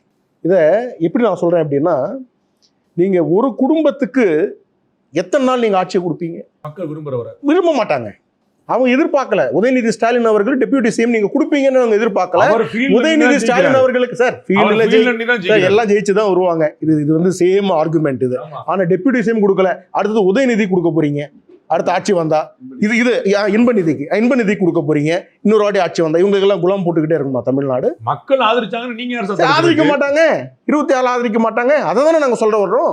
Edappadi Palaniswami charismatic leader. 3 வாட்டி பிரதமர் நரேந்திர மோடி அவர்கள் அவருக்காக வந்திருக்கிறாங்க. ஒரு வாட்டி ராகுல் காந்தி வரலையே இவங்களுக்கு. அதுதானே நான் சொல்றேன். நான் ஜனநாயகன் படத்தை கேட்டேன். நீங்க வந்து ராகுல் காந்தி வரலன்னு சொல்லி. ஜனநாயக படம் ஜனநாயகப்படி வரும் சார். அவ்வளவுதான். நீங்க சொல்றதானே சார் ஜனநாயகம். எங்களுக்கு தெரியுமில்ல சார். நீங்க பாஜக சொல்லுறது என்னவோ அதுதான் ஜனநாயகம். படத்தை வச்சு எல்லாம் அரசியல் பண்ற அளவுக்கு பிஜேபி இல்லைங்க சார். சாரி, 28 ஸ்டேட்ஸ்ல நாங்க கவர்மெண்ட்ல இருக்கிறோம். என்ன சார் பிரச்சனை? தீ பரவட்டும் சொன்ன படம் வந்துருச்சு. அந்த படம் வந்துருச்சு. இந்த படத்துக்கு என்ன சார் பிரச்சனை? தீ பரவட்டுன்ற படத்தை வச்சு பேசுவோம் சார். இப்போ ஹிந்தி ஒரே ஒன்று கேட்கணும்னு நினைக்கிறேன். அது திருப்பி சொல்லவே இல்லை. பிரதர் வந்து இதுக்கு முன்னாடி கூட ஒரு இன்டர்வியூவில் கூட சொல்லியிருந்தாரு. அந்த தீ பரவட்டும் படத்தில் ஹிந்தியை திணிக்கிறது யாருன்னு தெளிவாக சொல்லியிருக்காங்க. பழைய காங்கிரஸ். பழைய காங்கிரஸ். இப்போ இருக்கிறவங்க எல்லாம் இளைய காங்கிரஸ். இல்ல அந்த இல்ல இவர்கள் என்ன வரலாறு மனுஷன் ஒரே நிமிஷம் சொன்னாரு. ஒரே நிமிஷம் மனுஷன் ஒரே நிமிஷம் சொன்னாரு. ஒரே நிமிஷம் ராஜீவ் காந்தி ஒரே சொன்னாரு. நிமிஷம் ராகுல் இல்ல காந்தி இல்ல வரலாறு தெரியாம பேசுறாங்களா இல்லையா புரியலையே யாரு இந்தி திணிப்பை வந்து இது பண்ணாங்களோ அதே காங்கிரஸ் தான் 1967ல சட்டத்தை கொண்டு வந்து இரட்டை மொழி தான் தமிழ்நாட்டிற்கு அதை தாண்டி வேற எதுவுமே கிடையாதுன்னு சொல்லி அபிஷியல் லாங்குவேஜ் ரூல்ஸ்ல this will not be applicable to the state of தமிழ்நாடுன்னு போட்டதும் அதே காங்கிரஸ் தான் ரொம்ப சிம்பிள். ரொம்ப இப்போ நீங்க ஒரு simple. amend பண்ணுங்க, என்ன, போயிட்டு எதுக்கு amend constitutionல பண்ணணும்? போயிட்டு ஹிந்தி வேண்டாம். கான்ஸ்டிடியூஷன் அமெண்ட் பண்ண வேண்டாங்க. சார், 40 நீங்க MP இந்திய இருக்காங்க. திணிக்காதீங்கன்னு சொல்றோம். நாங்க எங்க திணிக்கிறோம்? நீங்க தான் திணிக்கிறீங்க. நீங்க தான் இந்திய திணிக்கிறீங்க. நீங்க தான் திணிக்கிறீங்க. கான்ஸ்டிடியூஷனை அமெண்ட் 40 MP பண்ணணும். இருக்கிறீங்கல்ல? நாங்க ஏன் நாங்க கான்ஸ்டிடியூஷனை 40 MP அமெண்ட் இருக்கிறீங்கல்ல? பண்ணணும்? ஹிந்தி வேண்டாம். கான்ஸ்டிடியூஷன் ஹிந்தி இருக்கட்டும். தமிழ்நாட்டுக்கு வேணாம்னு சொல்றோம். எங்க மேல திணிக்காதீங்கன்னு சொல்றோம். இந்தியா தேவையில்லாத ஒரு argument. ஏய், தமிழ்ல தேவையில்லாத இந்திய ஒரு மேல argument. திணிக்காதீங்க. ஹிந்தி ஹிந்தி தேவையில்ல. திணிக்கிறவங்க, ஹிந்தி தெரியாது போடா. தெரியாது போடா. யா, என்ன இப்ப? தேவையில்ல. ராகுல் வேண்டாம் காந்தி கிட்ட எங்களுக்கு. சொல்லுங்க. வேண்டாம் எங்களுக்கு. ராகுல் காந்தி கிட்ட யார்கிட்டனாலும் சொல்லுங்க. சொல்லுவோம். யார்கிட்டனாலும் ஒரு நாள் கூட சொல்ல சொல்லுவோம். இந்தியை மாட்டேங்கிறீங்களே. திணிக்க யார் வேண்டுமானாலும் இதை சொல்லுவோம். நாங்க ஹிந்தி கனிமொழி தெரியாது அவர்கள் போய் ஹிந்தில போடான்னு சொல்லி பேசுறாங்க. சொல்லுவோம். இங்கிலீஷ்ல ஜெயலலிதா பேசுவோம். மாணவர்கள் இங்கிலீஷ்ல இங்கிலீஷ்ல பேசுவோம். பேசுறாங்க. இங்கிலீஷ்ல பேசுவோம். நீங்க வரலாறு சொன்னதுனால ஞாபகப்படுத்துறேன். முதல் முறையாக திரு தயாநிதி மாறனை வந்து டெல்லிக்கு அனுப்பின போது தலைவர் கலைஞர் சொன்னது ஏங்க அவர் அனுப்புறேன்னு அவருக்கு ஹிந்தி நல்லா தெரியும். சார், ஆனா, அதாவது கலைஞர் இப்போ இந்த ஆட்சி அமைஞ்ச இந்தியை பிறகு நம்ம பொங்கல் இது பரிசு என்ன கொடுத்த அப்படின்னா போது அந்த பொங்கல் பரிசு பொட்டலங்கள் அத்தனையிலும் இந்தி எழுத்துக்கள் அச்சிடப்பட்டிருந்துச்சு. காரணம் அதற்கான கான்ட்ராக்டை கொடுத்ததே வடநாட்டுக்காரங்களுக்கு. இந்திய ஒவ்வொரு வீட்டுக்குள்ளேயும் திணிச்சதே இவங்க தான். பொங்கல் மூலமா அப்படி பண்ணிட்டீங்களே. இல்ல அது என்ன ஏதாவது ஒரு லாஜிக் இருக்கு இந்த ஆர்குமெண்ட்ல நீங்க பேசுறது logic இருக்கு. நீங்க பேசுறது logic இருக்கா? இந்திய திணிக்காதீங்க. logic இந்திய இல்லாம படிச்சாதான் பேசுறீங்க, பணம் ஒரு மணி நேரம் கொடுப்பான்னு பேசுறீங்க, மிரட்டாதீங்கன்னு logic சொன்னா, இல்லாம. கான்ட்ராக்டர்காரனுக்கு கொடுத்துட்டாங்கன்னா ஐயா இந்தியால யார் வேணா எங்க வேணா காமர்ஸ் பண்ணலாம். வடநாட்டுக்காரனுக்கு commission கான்ட்ராக்ட் அதிகமா கொடுத்து கொடுத்து அது இங்க வந்துருச்சு அப்படின்றாங்க. என்ன திரு லாஜிக் உதயநிதி இது? அவர்களிடம் ஏன் இந்தி படத்தை என்ன ரிலீஸ் பண்றீங்க இது கேட்டா ஒரு அது வியாபாரம். அது பண்ணலாம். ஆனா இங்க வந்து இந்தி திணிப்புக்கு எதிராக நாங்க நின்னு இப்ப பேசுறீங்க. நான் இந்தியை சொல்றேன், ஆதரிக்கிறார்களா? இந்தி மும்மொழி கொள்கையை ஆதரிக்கிறார்களா? இந்தி திணிப்பு வேண்டும்னு சொல்றாங்களா? மும்மொழி கொள்கை- சரி, என்ன தெரியுமா பெரிய மும்மொழி கொடுமை? கொள்கை அல்ல, ஒரே எடப்பாடி நிமிஷம், இருக்கும்போது என்ன அறிமுகப்படுத்தப்பட்ட ஒரே நிமிஷம் என்ன தெரியுமா? ஒரே நிமிஷம். இந்திய திருப்பை ஏற்க மாட்டோம்னு அண்ணாமலை வரைக்கும் சொல்லியிருக்காங்க. அது யார் ஏற்கன்னு சொல்லியிருக்கா? இந்திய திருப்பை ஏற்கிறோம்னு யாரா பாஜக சொல்லியிருக்காங்களா? அதிமுக சொல்லியிருக்காங்க? யாரா இல்ல சொல்லியிருக்காங்களா? இப்ப ஒரே கேள்வி. இந்தி படிக்காததுனால என்னுடைய கேரியரே போச்சுன்னு பேசின கதறிய பாஜக தலைவர்கள் லிஸ்ட் போட வாங்க. போடுங்க. சோ அதே காட்டுங்க, போல யாருன்னு காட்டுங்க. தமிழிசை யார் சவுந்தரராஜன் சொன்னாங்க? for information. தமிழிசை அப்புறம் ஒரு நாள் சொல்ல மாட்டாங்க. அப்புறம் அதே ஒரு போல நாள் அதே சொன்னது போல கிடையாது. அதே சும்மா போல போற போக்குல அடிச்சு விட வேண்டியது. முக்கியமான விஷயமா ஏன் வருது? ஏன் நாங்கள் இதை வந்து இது பண்றோம்? நீ வந்து மும்மொழி கொள்கையை கொண்டு வா, 3 மொழியை கொடு, அப்பதான் உனக்கு வந்து நான் 3500 கோடி ரூபாய் பணத்தை ரிலீஸ் பண்ணுவேன், 5000 கோடியை லூஸ் பண்ணது தமிழ்நாடு அப்படின்னு சொல்லி ஆணவமாக பேசுவது யாரு? பாஜக தானே பேசுது. ஒரே ஒரு இடத்துல இந்திய ஏற்கலங்கனால காசு கொடுக்கணும் ஒரே ஒரு லெட்டர் தர்மேந்திர பிரதான் அதுதானே சொல்றாரு. பிஎம் ஸ்ரீ ஸ்கீமை ஆமா, ஏற்கல. PM, ஆமா. கிணறு வெட்டுறதுக்கு ஸ்கீம், நீங்க கிணறு வெட்ட மாட்டேன் காசு தவறு, எப்படி கொடுப்பாங்க? தவறு, தவறு. பிஎம் ஸ்கீம் தவறுங்க, நீங்க சொல்றது தவறு. நீங்க சொல்றது தவறு அப்படின்றத நான் சொல்லுங்க, explain முதல்ல பண்றேன். புரியல. explain சொல்றேன். ஒரே நிமிஷம். என்ன அப்படின்னா நாம் கேட்பது வந்து SSA ஸ்கீமுக்கான பணம். SSA ஸ்கீமுக்கான பணம் எதுக்கு போகுது அப்படின்னா RTEக்கு போகுது. இந்த ரைட் டு எஜுகேஷன் இதுக்கு போகுது. PM ஸ்ரீ இவங்க என்ன சொல்றாங்க? PM ஸ்ரீ ஸ்கூல்ஸ்ல மும்மொழி கொள்கையை நாங்கள் நிறைவேற்றுவோம். நீ PM ஸ்ரீ ஸ்கூல் ஒரு நிமிஷம் என்ன பேச விடல இப்படி இல்ல. இப்ப நான் பதில் சொன்னேனே என்ன இன்டர் பண்ணீங்க இப்படி நான் முடிச்சிடுறேன். இப்போ நான் உங்களுடைய வாதத்தை பொடி ஆகுறேன்னு என்ன இன்டர்ஃபியர் பண்றீங்க? இல்ல ஒரு நிமிஷம் என்ன பேச விடுங்க. இல்ல என்ன பேச விடுங்க. நான் முடிச்சிடுறேன். இல்ல நான் முடிச்சிடுறேன். நீங்க இல்ல அதாவது எப்படின்னா தமிழ்நாட்டு பள்ளிக்கூடங்கள்ல மும்மொழி இல்லைன்னு சொல்லுங்க. இவ்வளவுதான். ஒரே நிமிஷம். தமிழ்நாட்டு பள்ளிக்கூடத்தில் எந்த மும்மொழி இல்லை PM நான் பேசுறத முடிச்சிடுறேன். நீ என்ன சொல்றாங்க? SSA ஸ்கீம்ஸ்க்கு பணத்துக்கு நிதி வேணும்னா PM ஸ்ரீ ஸ்கூல்ஸ் நிறுவ வேண்டும். PM ஸ்ரீ ஸ்கூல்ஸ்ல மும்மொழி கொள்கை கண்டிப்பாக இருக்கும் அப்படின்னு சொல்றாங்க. அப்படிப்பட்ட மும்மொழி கொள்கை வேண்டாம். அப்படிப்பட்ட PM ஸ்ரீ ஸ்கூல்ஸ் வேண்டாம், தூக்கி போடுன்னு சொல்றாங்க. நீ வந்து SSA ஸ்கீமுக்கும் PM ஸ்ரீ ஸ்கூல்ஸ்க்கும் என்ன சம்பந்தம்னு கேக்குறேன். நான் புரிஞ்சுக்கிட்டேன். Yes, நான் கேட்டேன். தமிழ்நாட்டுல மும்மொழி கொள்கை கொண்ட பள்ளிகள் இல்லைன்னு சொல்லுங்க. மும்மொழி கொள்கை தமிழ்நாடு அரசு நடத்தக்கூடிய பள்ளிகள்ல எங்க இருக்கு மும்மொழி கொள்கை? ஏன் நாம் தனியார் பள்ளியில இருக்கலாம் இல்லையா? தனியார் பள்ளி வேற இல்ல, தமிழ்நாட்டுல தனியார் பள்ளி வேற. அனுமதிக்க அது அப்போ இந்தியா ஃபுல்லா கொண்டு வரணும். சேம் சிலபஸ், ஒரே சிலபஸ்ல தமிழ்நாடு ஃபுல்லா கொண்டு வாங்க. 40 MP அது எப்படி கொண்டு வர முடியும்? தமிழ்நாடு 40 MP இருக்கிறீங்க. பட்ஜெட் நம்ம போட வந்து சொல்றீங்களா? அரசாங்கம், திமுக அரசாங்கம் அப்படின்னும் போது நாம் அரசாங்க பள்ளிகளுக்கு அரசு செயல்படுத்தக்கூடிய திட்டங்களுக்கு தான் பேச முடியும். தனியார்ல என்ன செய்யறாங்கன்றத வச்சு திமுக வந்து அந்த கொள்கையை வகுக்க முடியாது. தனியார் பள்ளிகளுக்கு இருக்கக்கூடிய ஒரே கொள்கை என்ன தெரியுமா? கட்டாய தமிழ் பாடம். அரசு அது பள்ளிகள்ல வந்து தமிழ் கொள்கை. இது மும்மொழி கொள்கை வேண்டாம்ங்கிறது நாங்களும் உடன்படுறோம். நாங்களும் மும்மொழி கொள்கையை எதிர்க்கிறோம். நாங்க வந்து இருமொழி கொள்கை தான்ங்கிறத எங்க பொதுச் செயலாளர் தெளிவா சொல்லியிருக்காரு. ஆனா இன்னொரு பிரச்சனை இவங்க பாஜக காதுல விழுதுதான் பாத்துக்கங்க. இல்ல பாஜக காதல் விட்டுட்டு பாஜக அவங்களுக்கு எங்களுக்கு கொள்கை மாறுபாடு இருக்குதுங்க. ஏற்கனவே 2 பேரும் பேசியிருக்கோம். ஆனா பிரச்சனை என்னன்னா 209 அரசு பள்ளிக்கூடங்களை மூடுனீங்க. ஒரே ஆண்டுல. போன ஆண்டு மட்டும் திரு செங்கோட்டையன் அவர்கள் பள்ளிக்கல்வி கல்வித்துறை அமைச்சர் அந்த போது சொன்னாரு, நாங்க வந்து மூடலங்க, 2 பள்ளிகளை ஒன்னா சேர்த்திருக்கோம்னாரு. அது புது விஷயமா இருந்துச்சு எனக்கு. 2 பள்ளிகளை ஒன்னா சேர்த்து நான் வந்து சொல்றது ரொம்ப தெளிவா சொல்றது, பள்ளிக்கூடங்களை மூடுனது போன ஆண்டு கணக்குப்படியே 8.5 விழுக்காடு இடைநிற்றல் அதிகரித்திருக்கிறது பள்ளிக்கூடங்கள்ல. அப்ப தமிழ் மொழி பயிற்றுவிக்கிற இடங்களாக, இருமொழி கொள்கையை போற்றுகிற இடங்களாக இருக்கிற அரசு பள்ளிக்கூடங்களை நலிவடைய செய்வது, அந்த பள்ளிக்கூடங்களில் இடைநிற்றல் அதிகரிப்பது குறித்து எந்தவித அக்கறையும் இல்லாமல் ஒரு அரசு இருந்து கொண்டிருக்கிற போது, இந்த அரசு உண்மையில இந்தியை உள்ளே கொண்டு வருவதற்கு ஆதரவாக இருக்கிறது என்றுதானே நாம் புரிந்து கொள்ள முடியும். ஒரே நிமிஷம், தவறான தகவல்ங்க இது பொய், அப்பட்டமான பொய். ஜான் பிரிட்டாஸ் வந்து பாராளுமன்றத்துல ஒரு கேள்வி கேட்கிறார். என்ன கேள்வி கேட்கிறார்? Will the Minister of Education please state total number of government and private schools currently functioning in the country ன்னு சொல்லி கேட்கிறாரு. அதுல ஒரு டாட்டாவை கொடுத்துருக்காரு. டாட்டாவை கொடுக்கும்போது தமிழ்நாட்டுல என்ன சொல்றாங்க, எத்தனை ஸ்கூல்னா 5 வருஷத்துக்கான டாட்டாவை கொடுக்குறாங்க. கவர்மெண்ட் ஸ்கூல்ஸ் தமிழ்நாடு பார்த்தீங்க அப்படின்னா 2020-21 37,589, அடுத்த வருஷம் 37,636 ஸ்கூல்ஸ், அதுக்கு அடுத்த வருஷம் 37,658, அதுக்கு அடுத்த வருஷம் 37,672, அதுக்கு அடுத்த வருஷம் 37,626, 37,626. சோ இப்படிப்பட்ட பள்ளிகள் இருக்கு, இவ்வளவு பள்ளிகள் இருக்கு. எந்த பள்ளியும் யாரும் மூடல, இடைநிற்றல் அதிகரிக்கல. கோவிடுக்கு அப்புறமா அதிகரித்த இடைநிற்றலை சார் நீங்க கொடுத்த டாட்டா சார். என்ன சார் நீங்க பார்லிமெண்ட்ல கொடுத்த டாட்டாவை மத்திய அரசுடைய டாட்டா நீங்க ஒளிபரப்புங்க. இது ஒளிபரப்புங்க. பாராளுமன்றத்தில் ஜான் பிரிட்டாஸ் பேசியிருக்காரு. ஜான் பிரிட்டாஸ் உடைய டாட்டா இதை ஒளிபரப்புங்க, தெரியட்டும் மக்களுக்கு தெரியட்டும். நான்கு சம்பவத்தோட நான் முடிக்கிறேன். இதை 2 பேர் டேட்டா காட்டுறாங்கன்னு நீங்க இந்த நிகழ்ச்சிக்கு வந்து டாட்டா காட்டுறதுக்கு வந்து ஒரு விஷயம் சொல்லுங்கண்ணே. எதுக்கு வந்து நம்ம வந்து தாவேகாவுக்கு வாக்களிக்கணும்னு?